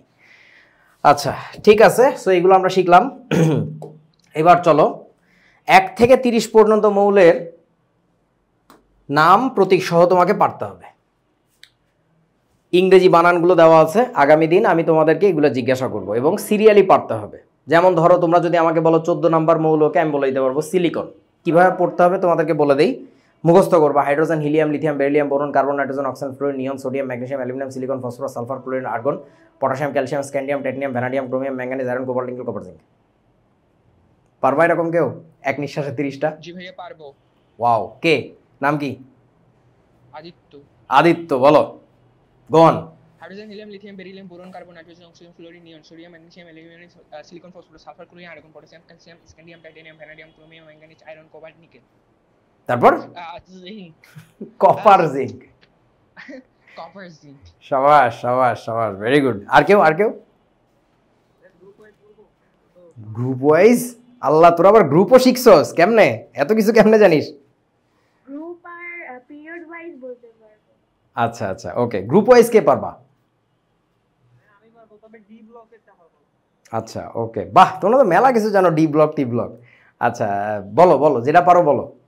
Hydrogen, lithium, sodium, potassium, rhodium, silicon, calcium, beryllium, magnesium, calcium, scandium, barium, barium, boron, aluminium, gallium, indium, helium, neon, carbon, silicon, germanium, zinc, chlorine, nitrogen, phosphorus, arsenic, antimony, মিস্টু, oxygen, oxygen, sulphur, selenium, tellurium, polonium, livermorium, fluorine, chlorine, bromine, iodine, acetic, helium, neon, argon, krypton, radium. ওরে আল্লাহ, সুবহানাল্লাহ। আচ্ছা রূপন্তী মনে হয় বলতেছিলা যে period wise পারবা, বলো তো দেখি শুনি। এক নিঃশ্বাসে পারবো না, এমনি মুখস্থ আছে। হ্যাঁ বলো বলো। Hydrogen, lithium, beryllium, sodium, magnesium, potassium, calcium, scandium, titanium, vanadium, chromium, manganese, iron, cobalt, nickel, copper, zinc, gallium, germanium, arsenic, selenium, bromine, krypton. আচ্ছা আচ্ছা আচ্ছা, ঠিক আছে ঠিক আছে। শোনো, এইভাবে এগুলো শেখা যাবে না, বুঝছো? আমি স্টেপ বাই স্টেপ যেভাবে শেখাচ্ছি এইভাবে শেখো। ওই গ্রুপ ওয়াইজ শিখছো যেটা, এটা খুব কাজে লাগবে। বাট পিরিয়ডিক্যালি কোনো কাজে লাগে না। আর পিরিয়ডিক্যালি যাওয়া মানেই মূলত হচ্ছে এই যে 1 থেকে 30 পর্যন্ত মৌল এই যে এইভাবে পারা আর কি, আমি যেটা দেখাইছি, ঠিক আছে। সো স্টেপ বাই স্টেপ যাও। প্রথমত তুমি 1 থেকে 30 পর্যন্ত মৌল সিরিয়ালি বলতে পারো, কারণ তোমাকে ইলেকট্রন বিন্যাস লিখতে পারতে হবে তোমার বিভিন্ন আচ্ছা 20 পর্যন্ত করছো, তাহলে আর বাকি 10টা করে ফেলতে হবে। আচ্ছা আচ্ছা 30 পর্যন্ত লাগবে, এইখানে 18 পর্যন্ত দেওয়া আছে, পরের স্লাইডে বাকিগুলো দেওয়া আছে, এই যে 30 পর্যন্ত দেওয়া আছে, এটা লাগবে। আগে আমাদের সময় আমরা যখন ক্লাস 9-10-এ ছিলাম, আমি ক্লাস 9-এ পড়তাম হচ্ছে 2003 সালে। সো তখন হচ্ছে আমাদের 1 থেকে 20 শেখা লাগতো 9-10-এ, কিন্তু এখন 9-10-এই তোমার 30 পর্যন্ত শেখা লাগবে, এটা খুবই জরুরি। সো আগে তোমরা এইটুকু শেখো, ঠিক আছে। যেমন আমাদের ইলেকট্রন বিন্যাস লিখতে পারতে হবে, ধরো তোমাকে বললো টাইটেনিয়ামের ইলেকট্রন বিন্যাস লেখো, এখন তুমি যদি না জানো যে এটা কত নাম্বার মৌল, সিরিয়ালটা কোনটা, পরমাণুর সিরিয়াল বলে যেটাকে আর কি, ক্রমাঙ্ক, ওইটা না জানলে কাজ হবে না। তুমি তার ইলেকট্রন সংখ্যা জানবা না, ইলেকট্রন বিন্যাস কেমনে লিখবা। সো এটা 22 নাম্বার মৌল আর কি। তোমাকে যদি বলে কোবাল্টের, হ্যাঁ বলো। এটা মেমোরাইজ করার কোনো ইজি ওয়ে আছে? না না না, কোনো ইজি ওয়ে নাই, কিছু জিনিস আছে you have to learn hard way. ধরো তুমি ছোটোবেলায় যখন নামটা মুখস্থ করছিলে, তার ইজি ওয়ে কী ছিল? কোনো ইজি ওয়ে নাই, মুখে বারবার বলো হয়ে যাবে। আর এটা এমন কোনো কঠিন কাজ না, একেবারেই সিলি জিনিস, তুমি হাতে কয়েকবার লেখো, মুখে কয়েকবার বলো, হয়ে যাবে। কিন্তু আমি জানি না কেন তোমাদের স্কুলে কে বা কারা পরামর্শ দিয়ে গ্রুপ ওয়াইজ মৌল মুখস্থ করাইছে বা পিরিয়ডিক্যালি, আগে ওইগুলো শিখতে হয় না, আগে সিম্পলি 1 থেকে 30 পর্যন্ত মৌল শিখে ফেলতে হবে। প্রথম কাজ হচ্ছে এটা আর কি, এটা না শিখায় ওদিকে যে গেছে, এটা তোমাদের ক্ষতি হয়েছে আর কি। আচ্ছা যাই হোক, সো এই যে প্রত্যেকটা মৌলের ইংরেজি বানানগুলো একটু দেখবা, এটা জানাটা খুব জরুরি। এবার আসো এইগুলো নিয়ে একটু মৌলিক আলোচনা করি, মানে একটু কিছু কথাবার্তা। যেমন আমরা একটু চলো ধাতু অধাতু চিহ্নিত করে আসি। ধাতু যেগুলো বলো তো আমাকে একটু, এখানে কোনটা কোনটা ধাতু? হাইড্রোজেন কি ধাতু? বলো। অধাতু। অধাতু মানে গ্যাসীয় পদার্থ, ডেফিনেটলি অধাতু। হিলিয়ামও অধাতু। লিথিয়াম ধাতু। আচ্ছা ধাতু বোঝার উপায় কি বলতে পারবা? নাম শুনেই ধাতু বোঝার উপায় কি? অ্যাস ব্লকের মৌলগুলা হচ্ছে এ ফোলা ব্লক ট্লক কোথায়? এইখানে তো ব্লক দেখা যাচ্ছে না। হ্যাঁ শেষে আম হবে। শেষে আম থাকবে। শেষে আম থাকবে বলা যাবে না, নামের শেষে আম থাকবে। আমার কথা কি বুঝছো? নামের শেষে আম থাকবে আর কি, ঠিক আছে। আর সবসময় পজিটিভ হয়। হ্যাঁ ওটা যখন ইলেকট্রন দান করে তখন ওরা পজিটিভ হয় আর কি, রাইট। এখন তোমরা একটু বলো তো, এমন একটা মৌল আছে যার নামের শেষে আম আছে কিন্তু সে ধাতু না, কে এটা? হিলিয়াম। রাইট, এটা কিন্তু ধাতু না। তারপরে বলো তাহলে বেরিলিয়াম কি হবে? ধাতু হবে।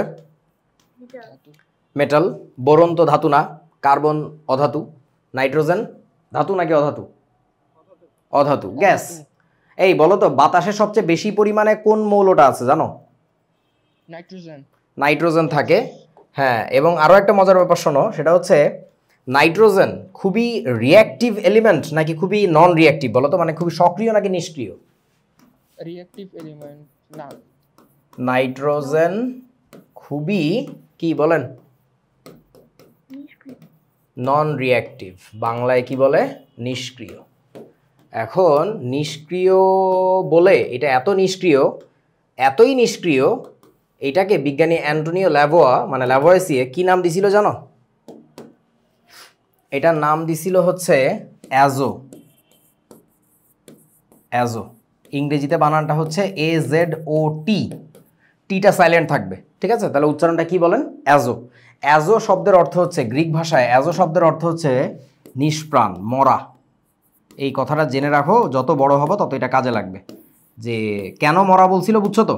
তোমাকে আমি মেলায় নিয়ে গেছি ঘুরতে, তুমি আমার হাত ধরে ঘুরতেছো, তুমি মাঝে মধ্যে বলো না ওই বেলুনটা লাগবে, ওর সাথে একটু খেলাধুলা করবো, ওই নাগরদোলায় সরবো, মানে তুমি যে জীবিত সেটার একটা নমুনা পাওয়া যায়। কিন্তু নাইট্রোজেনের হাতে নিয়ে তুমি মেলায় ঘুরতে যাও, ও কারোর সাথে বন্ধুত্ব করবে না, কারোর সাথে বিক্রিয়া করবে না, কারোর সাথে দেখা হলে আর একদিকে তাকায় থাকবে, মানে কারোর সাথে মিশতে চায় না। এবং এই কারণেই দেখো স্রষ্টা বায়ুতে নাইট্রোজেন দেওয়ার কারণে এত বেশি। তুমি যখন দম নিচ্ছ আমাকে একটু বলো তো, ফুসফুসের ভিতরে কি তোমার শুধুই অক্সিজেন ঢুকতেছে নাকি নাইট্রোজেন সহ যায় বলেন তো? নাইট্রোজেন সহ। ডেফিনেটলি নাইট্রোজেন সহ। তোমার নাকের সামনে তো কোনো ফিল্টার নাই যে এখান থেকে শুধুই অক্সিজেন ঢুকবে আর কিছুটা ঢুকতে দিবে না, এখানে সবই যায়। অথচ নাইট্রোজেন তোমার শরীর পুরোটা ঘুরে এসে আবার বের হয়ে যাচ্ছে নাক দিয়েই। কেন? কারণ ও কারোর সাথে মেশার মতো পাইতেছে না, ও কারোর সাথে বন্ধুত্ব হইতেছে না। বুঝতে পারছো আমার কথা? সো নাইট্রোজেন প্রচণ্ড নিষ্ক্রিয় একটা মৌল এবং ডেফিনেটলি এটা একটা অধাতু। আচ্ছা, সো এরপরে বলো আমাকে, অক্সিজেন অধাতু, ফ্লুরিন অধাতু, নিয়ন অধাতু, সোডিয়াম হচ্ছে ধাতু। মেটাল। ধাতু। আচ্ছা, তারপরে ম্যাগনেসিয়াম ধাতু, অ্যালুমিনিয়াম ধাতু। এটা কি জানো? এটা অ্যালুমিনিয়ামের একটা পাইপ। দেখো এত বড় একটা ধাতু পাইপ, আমি এটাকে ইচ্ছা মতো ঘুরাইতে পারতেছি 2 আঙ্গুল দিয়ে। দেখছো কত হালকা, অ্যালুমিনিয়াম কত হালকা। তুমি কেমিস্ট্রি পড়বা প্র্যাকটিক্যালি এরকম বিভিন্ন পদার্থ ধরে ধরে, বুঝো নাই? তুমি পদার্থের বিজ্ঞান পড়তেছো, but if you don't know how the material is actually in real life, তোমার পড়তে খুব কষ্ট হবে। সো এই জন্য বলছি সুইচ বোর্ড দিয়ে এক্সপেরিমেন্টটা করবা, যে তোমার বাসায় যত সুইচ বোর্ড আছে সব একই রকম কিনা। আচ্ছা, তারপরে বলো, সিলিকন তো অপধাতু, ফসফরাস অধাতু, সালফার অধাতু, ক্লোরিন অধাতু, আর্গন অধাতু। Potassium metal. ধাতু, মেটাল। Calcium metal. স্ক্যান্ডিয়াম, এই স্ক্যান্ডিয়াম থেকে শুরু করে বাকি যতগুলো আছে সবই ধাতু। অর্থাৎ স্ক্যান্ডিয়াম কত নম্বর মৌল জানি? 21। এই 21 থেকে শুরু করে অর্থাৎ 20-এর পরে সবই ধাতু, সবই ধাতু। বুঝেছো আমার কথা বন্ধু? মনে রাখা সহজ। হ্যাঁ, যেমন কপার, জিঙ্ক, এগুলোর নামের শেষে আম না থাকলেও এগুলো কিন্তু ধাতু, এটা জানতে হবে আর কি। আচ্ছা, 2টা ব্যাপার বলে দিব। একটা হচ্ছে নাইট্রোজেনের নাম হচ্ছে অ্যাজো বলছি, আরেকজনের নাম একটু বলে দিই তোমাদেরকে। সেই বস্তুটা হচ্ছে সালফার। তোমরা কি জানো সালফারের নাম কি গ্রিক ভাষায়? মানে সালফারকে কি বলে ডাকে? আচ্ছা ঠিক আছে, সালফারকে বলে হচ্ছে থায়ো। সালফারকে বলে হচ্ছে থায়ো। এই নামটা একটু জেনে রাখো, কাজে লাগবে। এখনই কাজে লাগবে না, বাট জাস্ট শুনে রাখো আর কি। THIO, thio. ওকে, এইবার দেখেন এই বস্তুটা তো আপনাদের পরিচিত বলে মনে হচ্ছে আমার কাছে, নাকি? পর্যায় সারণী, তাই না? সো যত পদার্থ আছে এই পদার্থগুলোকে আমরা এক জায়গায় গুছায় রাখছি। এই গুছায় রাখলে সুবিধা কি, তোমার বাসায় যদি তোমার একটা কলম লাগে হঠাৎ করে, বাইরে একজন মানুষ এসে বলছে বাবা একটা কলম দাও তো, তুমি কি দৌড় দিয়ে রান্নাঘরে যাবা নাকি কলমের জন্য? তা তো যাবা না, তুমি তোমার পড়ার টেবিলের কাছে আসবা। তোমাকে যদি তোমার বাসার কাজের বুয়া বলে যে আমাকে একটা জামা দাও, আমার লাগবে আমার ছেলের জন্য, তুমি দৌড় দিয়ে কোথায় যাবা? টয়লেটে যাবা। তুমি তো জানো যে জামা কাপড় আম্মু আলমারিতে কোথায় সাজায় রাখে। সো ব্যাপারটা এরকম, তোমার যদি মৌলগুলো সাজানো থাকে তাহলে আমি বুঝবো যে আমার এই মৌল দিয়ে কাজ হচ্ছে না, তাহলে ওর মতো সিমিলার আর একটা মৌল আরেকটু অন্য ক্যারেক্টারের কোথায় পাবো আমি। সো এই সাজানোটাকে আমরা বলি হচ্ছে পর্যায় সারণী। সো আমি জাস্ট আজকে মৌলিক আইডিয়া দিচ্ছি, তোমরা হয়তো বা ক্লাস 9-এ অলরেডি এগুলো দেখে ফেলছো, তারপর আমি একটু দেখাইলাম আর কি। যেমন ধরো এই খাড়া যে ঘরগুলো, এগুলোকে তো তোমরা গ্রুপ বলতেছো, ঠিক আছে? এই গ্রুপটার নাম কি বলো তো? এই গ্রুপটার নিষ্ক্রিয় গ্যাস। এদেরকে কেন বলতেছে নিষ্ক্রিয় গ্যাস বলো কেন? কারণ স্যার তাদের লাস্ট অরবিটে অষ্টক পূর্ণ থাকে, তাই তারা কোনো প্রকার ইলেকট্রন গ্রহণ বা ত্যাগ করে না, কারোর সাথে বিক্রিয়া করে না। সোজা কথা, কারোর সাথে বিক্রিয়া করে না। তাহলে এখন দেখো তোমার কোনো একটা কাজে নিষ্ক্রিয় গ্যাস লাগবে। যেমন ধরো তোমরা বাল্ব লাইট দেখছো, বাল্ব লাইট এখন আর তেমন একটা সচরাচর দেখা যায় না, যে গোল গোল যে লাইটগুলো আগে ছিল আর কি। ওই বাল্ব লাইটে প্রচণ্ড গরম হয়, এটা কি জানো? মানে লাইট জ্বালাইলে ধরে দেখছো কখনো? প্রচণ্ড গরম হয়। এখন এই র্যাকেট খেলার, রাইট রাইট রাইট ব্যাডমিন্টন খেলার সময় আমরা এখনো ইউজ করি, শীতকালে একটু গরম গরম হয় আর কি। এখন দেখো ভাই, ওই বস্তুর ভিতরে যে কয়েলটা আছে যেটা লাল হয়ে যায়, মানে আগুন লালের মতো অবস্থা, এত ঘন্টা ধরে জ্বলতেছে, তোমাদের কি মনে হয় যে ওর ভিতরে আসলে বাতাস আছে? ওই লাইটের বাল্বটার ভিতরে কি বাতাস আছে জানো? বাতাস নাকি অন্য কিছু বলো তো? লাইট ফাটায় দেখছো কোনোদিন? শুধু একটা কয়েল পাইতাম। কয়েল পাইতা, কিন্তু ভিতরে কি বাতাস, মানে বায়বীয় পদার্থটা কি, নাকি ভিতরে ফাঁপা, কোনটা বলো তো? পাপা গ্যাস অনেক সময় ফাটলে ফাটার পর হচ্ছে সাদা ফাটার পরে কি কি দেখছো? ধোঁয়া বেরোয়। সাদা টাইপের। আচ্ছা, ওটা তো তুমি গরম অবস্থায় ফাটাইছো বা গরম হয়ে ফেটে যেতে দেখছো। তোমরা এক্সপেরিমেন্টটা করবা, বাসায় কেউ যেন না থাকে, তবে একা করবা না, আমাকে ভিডিও কলে রাখবা, আমি একটু দেখবো কি কি করা লাগবে বলে দিব। আব্বু আম্মু দেখলে কিন্তু ফিডে মারি ফেলবে। শোনো, একটা ঠান্ডা লাইট নিবা, গরম লাইট না, ঠান্ডা লাইট নিবা, চোখে গগলস পরতে হবে, হাতে গ্লাভস পরতে হবে, পইরা লাইটের গোড়াটা ধইরা, বা আমি এক্সপেরিমেন্ট তোমাদের করায় দেখাবো, তোমাদের করা লাগবে না। আমি যদি এটাকে ফাটাই, দেখবা টাস করে ফুটে যাচ্ছে। একটা কাচের গ্লাস তুমি যদি ভাঙো, আমি কাচের গ্লাসও ভেঙে দেখাবো তোমাদেরকে। কাচের গ্লাস ভাঙলে তো অত দূরে ছড়ায় পড়তেছে না, কিন্তু এই পাতলা কাচটা ফাটানো মাত্র ছড়ায় যাচ্ছে। কেন কেন ছড়ায় যাচ্ছে? তার কারণটা হচ্ছে, শোনো, ওই লাইট বাল্বের ভিতরে আসলে হাই প্রেসারে গ্যাস ভরা থাকে। তোমরা যদি কেউ ভেবে থাকো ভিতরে ফাঁপা থাকে, তাহলে তোমরা বোকার স্বর্গে বাস করতেছো। তোমাদের জানার কথা, ভিতরে যদি ফাঁপা থাকতো তাহলে বাইরের যে বাতাসের চাপ সেই চাপে ওই লাইট বাল্বটা ভেঙে দুমড়ে মুচড়ে যাইতো। কেউ বোঝা নাই? চিপস, চিপস খাইছো? চিপস, চিপসের প্যাকেটের মধ্যে কি ভরা থাকে বাবা? বাতাস। কেন কেন বাতাস ভরা থাকে? কারণ তুমি বাইরে থেকে যখন ওটাকে ঠাসা দিবা, ভিতরের চিপসগুলো যেন ঝুরা ঝুরা একেবারে গুঁড়া গুঁড়া না হয়ে যায়, এই কারণে ভিতরে বাতাস দেওয়া হয়, তাহলে বাইরের চাপটাকেও সহ্য করতে পারে। তোমার সাইকেলের চাকায় কেন হাওয়া ভরা থাকে? কারণ বাইরে থেকে তো ঠাসা দিচ্ছে, ওই ঠাসাতেও যেন চিপসে না যায়, এই কারণে ভিতর থেকে প্রেসার দিয়ে রাখা হচ্ছে। আমার কথা কি বুঝছো? হ্যাঁ সাবমেরিন নাম শুনছো? হ্যাঁ সাবমেরিন পানির নিচে থাকে না? হ্যাঁ। ওটা কি ইচ্ছা হইলেই তুমি একজন সাবমেরিনার, ধরে নিলাম ইনশাল্লাহ পরে কোনো একদিন হবা একেবারে হাই লেভেলের মেরিন, তুমি একজন মেরিন কোর্সের লোক।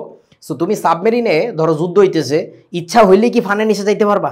এই উপরে শত্রু, তোরা সাবমেরিন আরো ডাইভ কর, আরো নিচে যা, আরো নিচে যা, একেবারে সমুদ্রের তলদেশে চলে যায়, ইচ্ছা হইলে যাইতে পারবা? না, পানির চাপে তো পানির ঠাসায় তুমি নাই হয়ে যাবা। সো ব্যাপারটা হচ্ছে এই যে আশেপাশে যে বাতাস আছে, বাতাসের যে চাপ, ওই চাপটাকে তো সহ্য করতে পারতো না যদি ভিতরে কিছু না থাকতো। এখন কথা হচ্ছে ভিতরে তাহলে কি আমরা বাতাস দিয়ে দিলে হইতো না ভাই? বলেন তো। বাতাস দিলে গ্যাঞ্জাম হইতো রে বন্ধু। কি গ্যাঞ্জাম জানো? ওই কয়েলটা তো প্রচণ্ড গরম হচ্ছে, আর ভিতরে আছে বাতাস। বাতাস মানে হচ্ছে তুমি দিছো মোটামুটি অক্সিজেন, নাইট্রোজেন, এই টাইপের জিনিসপত্র, তাই তো? ওই ওই যে ধাতুটা, হ্যাঁ ওই যে ধাতুটা, ওই ধাতুটার নাম জানো? টাংস্টেন। ডাব্লিউ হচ্ছে তার প্রতীক। উলফ্রাম কই জানো আছে? এইখানে কোথায় আছে আল্লাহ জানে, এই আছে কোন এক জায়গায় আর কি। এই উলফ্রাম কোথায় খুঁজে পাইতেছি না, আচ্ছা আছে আর কি। ওই ধাতুটা মূলত অক্সিজেনের সাথে বিক্রিয়া করে, কোথায় এইখানে কোথায় জানি, এই যে এই যে এই যে এই যে এই যে হ্যাঁ পাইছি। শোনো, এই উলফ্রাম করতো কি, এই অক্সিজেনের সাথে বিক্রিয়া করে এইটার সাথে এটার বিক্রিয়া হয়ে কি তৈরি হতো জানো? উলফ্রাম অক্সাইড তৈরি হতো, W2O3। ওই বস্তু তো, ওই ধাতু তো ওইরকম থাকতো না। তাহলে ভিতরে মূলত যে কাজটা করে, নাইট্রোজেন গ্যাসের মতো নিষ্ক্রিয় কিছু গ্যাস দিয়ে দেয়। অক্সিজেন বা নর্মাল বাতাস দেওয়া যাবে না, নর্মাল বাতাস দেওয়া যাবে না, দিতে হবে এমন কাউকে যার সাথেও বিক্রিয়া করবে না। তোমরা বোঝো নাই আমার কথা? আরও একটা কাজ করা যায়, সেটা হচ্ছে আমরা কোনো নিষ্ক্রিয় গ্যাস না দিয়ে, আমরা যদি আমরা এই নাইট্রোজেন গ্যাস না দিয়ে মূলত যে কাজটা করি, নিষ্ক্রিয় গ্যাস দিয়ে দিই। বুঝতে পারছো? এখন ধরো তোমাকে বলছি আমি নিষ্ক্রিয় গ্যাস দাও, তুমি হিলিয়াম দিয়ে দেখছো হিলিয়ামের দাম বেশি, খুঁজে পাচ্ছি না। তাহলে তুমি যদি গুছানো না থাকে তোমার কাছে মৌলগুলো, এই পর্যায়সারণীর কাজটা কি? গুছানো আছে মৌলগুলো, তুমি বুঝবা যে হিলিয়াম দিয়ে কাজ হচ্ছে না, তাহলে হিলিয়ামের মতো দেখতো কে আছে, একই গ্রুপে তো ক্যারেক্টারিস্টিক্স একই রকম হয়, তাহলে নিয়ন নাও, নিয়ন সচরাচর পাওয়া যাচ্ছে। আমার কথা কি বুঝতে পারছো? পর্যায়সারণীর কাজটা কি? পর্যায়সারণীর কাজ হচ্ছে সিম্পলি একটা দর্জির দোকানে যেমন কাপড়গুলোকে সাজায় রাখে, যে এখানে সব স্কুল ড্রেসের কাপড়, এখানে সব ঈদের ড্রেসের কাপড়, ওই গুছায় রাখছে, আর কিচ্ছু না। পর্যায়সারণী ইজ দ্যাট, আর কিচ্ছু না। একটু দাও আমাকে একটু। কখন আসবা? না না না, আসো আসো, তারপরে।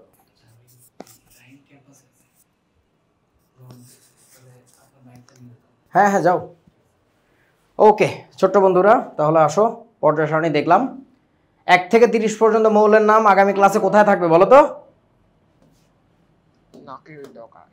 এই যে দেখো নাকের ডগায়, এইটা তোমরা বিলাইয়ের মতো নাকের ডগায় কেন থাকবে? সবাই বলে ঠোঁটের ডগায়, ঠোঁটের ডগায় না, নাকের ডগায়, মানে তুমি চোখ দিয়েও দেখতে পারবে আর কি, ঠিক আছে? ঠোঁটের ডগায় থাকলে তো দেখা যাবে না। সবার জানা একেবারে ঠাস ঠাস পারেন। আগামী ক্লাস আপনাদের কবে হবে জানাই দিচ্ছি। ওকে, সো এবার লাস্ট কথা বলে ফেলি, যৌগ আর যোজনে নিয়ে একটু কথা বলবো। তোমরা কি এটা দেখতে পাচ্ছ এই বস্তুটা কি আসলে? কম্পাউন্ড। এটা একটা কম্পাউন্ড। কিভাবে বুঝলাম? এই কিভাবে বুঝলাম? দেখা যাচ্ছে এগুলা ছোট ছোট বল।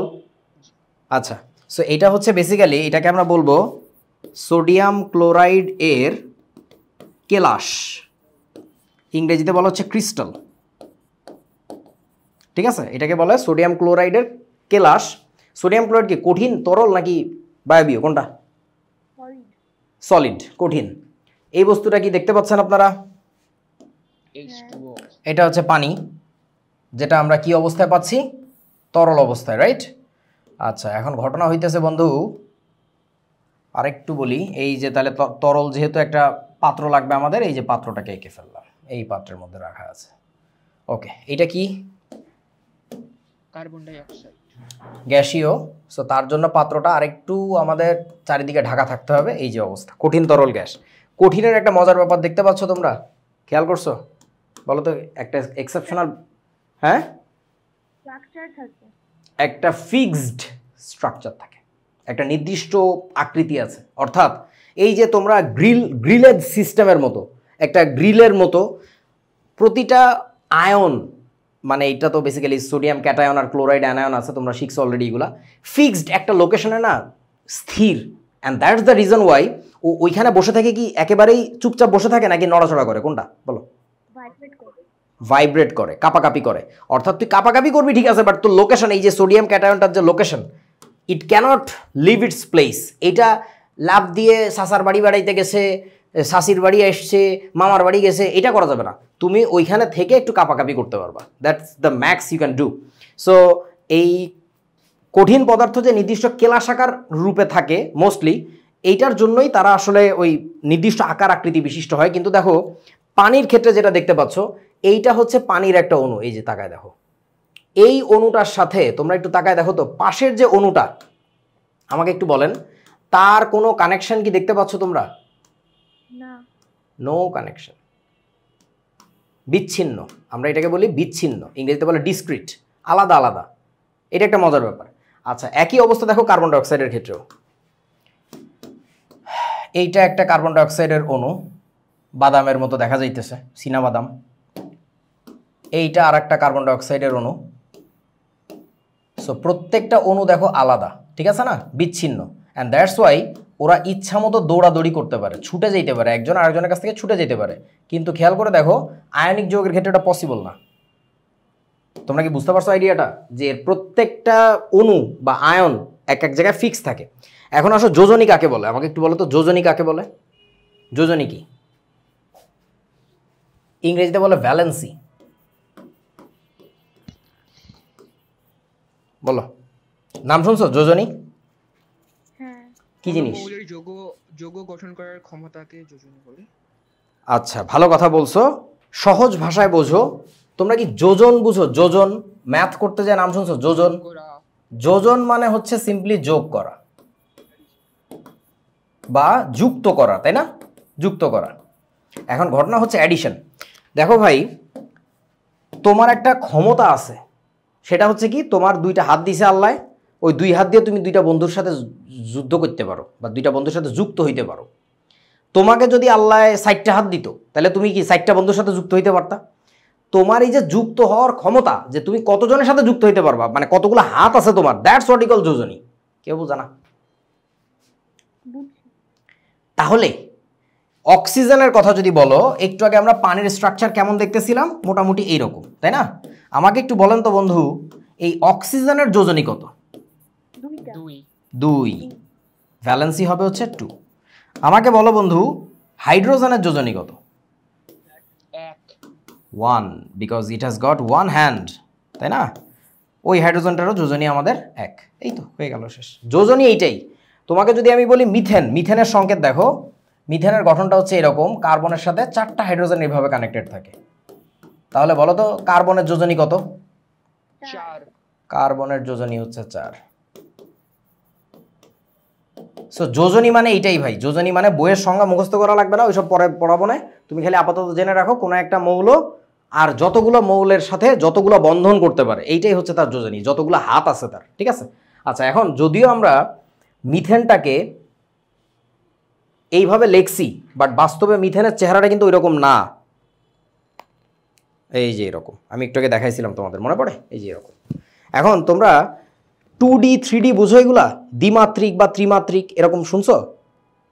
হ্যাঁ আচ্ছা, আমাকে একটু বলো তো, আমি যেভাবে আঁকছি আগে ওইটা বলো, ওইটা কি একমাত্রিক, দ্বিমাত্রিক নাকি ত্রিমাত্রিক, কোনটা? বুঝি নাই। 2D 2 ডিমেনশনাল, দ্বিমাত্রিক, তাই না? একটা তলের উপর আছে, একটা সারফেসের উপরে আছে। বাস্তবে কি আসলে 2D নাকি 3D বলেন তো? 3D yes, that's the fun fact. পড়াশোনা করার সময় তোমাদের প্রায়ই দেখা যাবে আমরা অনেক কিছুর 2 ডিমেনশনাল ফর্ম নিয়ে কথাবার্তা বলবো, বাট অ্যাকচুয়ালি জিনিসটা 3 ডিমেনশনাল। কেন এরকম করা লাগে? বিকজ আমাদের লিমিটেশন, আমরা আঁকতে পারি না ঠিক মতো, বাট আসলে বাস্তবে বস্তুটা হচ্ছে 3D, এই আর কি। ঠিক আছে, অনেক কিছু শিখলাম। আজকের ক্লাস আমাদের এই পর্যন্তই। তোমাদের ক্লাসগুলো নর্মালি 1 ঘন্টা থেকে ম্যাক্স, খুব গেলে কোনোদিন আলোচনা যদি খুব আমাদের তুঙ্গে উঠে যায় হয়তো বা 1.5 ঘন্টা লাগতে পারে, বাট মোস্টলি আমাদের 1 ঘন্টার ক্লাস হবে আর কি, ঠিক আছে? সো আজকে যেমন আমি অলমোস্ট 2 ঘন্টা লাগাই দিছি, কারণ অনেক গল্প টল্প করছি, প্রথম দিকে একটু পরিচয় ছিল, ব্যাপার না। সো তোমাদের আগামী ক্লাস হবে হচ্ছে ইনশাল্লাহ 13 তারিখে, আর তোমাদের ক্লাসের রুটিনটা আমি গ্রুপে জানাই দিচ্ছি। আর আমি আবারও ক্ষমা প্রার্থনা করছি, তোমাদের এই ক্লাসগুলো অনেক আগে শুরু হওয়ার কথা ছিল, কিন্তু কিছু করার নেই, তোমাদের বড় ভাই বড় আপুদের জন্য আমি প্রচণ্ড ব্যস্ত ছিলাম, সো এই জন্য শুরু করতে পারি নাই। সো ঠিক আছে, আগামী দিন দেখা হবে 13 তারিখে। আর তোমরা অবশ্যই এর মধ্যে যেটা করবা, যে ক্লাস নোটটা করছো আজকে, যদি কারো ক্লাস নোটে কোনো কিছু তুলতে দেরি হয়ে যায় তাহলে এই স্লাইডটা দিয়ে দিচ্ছি, আর ভিডিও পেয়ে যাবা তোমাদের টেলিগ্রাম চ্যানেলে। সো ওই স্লাইডটা আবার দেখবা, পিডিএফটা দেখে দেখে যে জিনিসগুলো তুমি মিস করছো এগুলো আবার লিখবা, আর সেই সাথে সেই খাতার ছবি তুলে সুন্দর করে আমাদের যে কি বলো এটাকে, টেলিগ্রাম চ্যানেলটা গ্রুপটা আছে, সেই গ্রুপে তুমি ছবিগুলো আপলোড করবা, সো দ্যাট সেটা ভাইয়া তোমাদের দেখতে পারে যে তোমাদের বাড়ির কাজগুলোর কী অবস্থা, ঠিক আছে? আমিও চেক করবো আর কি। আর যদি কারো কোথাও কোনো সমস্যা থাকে সেটা ডেফিনেটলি গ্রুপে আলোচনা করবা, নো প্রবলেম। আর এটা একটা ভালো ব্যাপার হয়েছে যে তোমরা এই জেনারেল জিনিসগুলো আগে থেকে জানতে, মানে মোটামুটি জেনে ফেলছো, স্কুলে হয়তো বা আগে গেছে বা যে যেখানেই পড়ছো, কোনো সমস্যা নেই। আর তারপরেও যে কারোর যদি কোথাও এক্সট্রা জানতে ইচ্ছা করে, ধরো এই যে একজন কে জানি জায়মান হাইড্রোজেনের কথা শুনছে, আমার সাথে এগুলো আলোচনা করবা, নো প্রবলেম, ঠিক আছে? আর যে কোনো সমস্যা, ধরো লাইক তোমার রুটিনে কোনো ঝামেলা বা যে কোনো কিছু, ফ্র্যাঙ্কলি আমাদেরকে বলবা আর কি। ওকে, তাহলে আজকের ক্লাস এই পর্যন্তই। কারো কোনো প্রশ্ন আছে? না। তাপটা হ্যাঁ। আসলে কি, এটা মূলত কি একটা বিষয় যে এটা যে একবার কঠিন হয়ে যাচ্ছে আবার তরল হয়ে যাচ্ছে? ওইটার কারণটা হচ্ছে ওই তাপ শক্তির কারণে পদার্থের যে কণাগুলো ছিল সেই কণাগুলোর মধ্যে না গতিশক্তি বাড়তেছে। যদি তুমি তাপ দাও, গতিশক্তি বাড়ার কারণে ওই যে দেখাইলাম, যদি ফিক্সড একটা স্ট্রাকচারে থাকে, ধরো সোডিয়াম ক্লোরাইড ফিক্সড একটা স্ট্রাকচারে ছিল, তাপের কারণে নড়ানড়ি ঠেলায় সব ভাঙি চুরি গেছে, তখন তো আর তোমার গঠন মানে ভৌত অবস্থা এরকম থাকবে না, দেন ইট বিকামস লিকুইড। তুমি আরও যদি তাপ দাও, ইট বিকামস সামথিং গ্যাসাস। বুঝতে পারছো আমার কথাটা? সো তাপ শক্তি মূলত অণুগুলাকে অস্থির করে ফেলে, দ্যাটস ইট। ওকে, ঠিক আছে, তাহলে আজকের ক্লাস এই পর্যন্তই। টাটা, আল্লাহ হাফেজ। হ্যাঁ, আর ওকে, ঠিক আছে।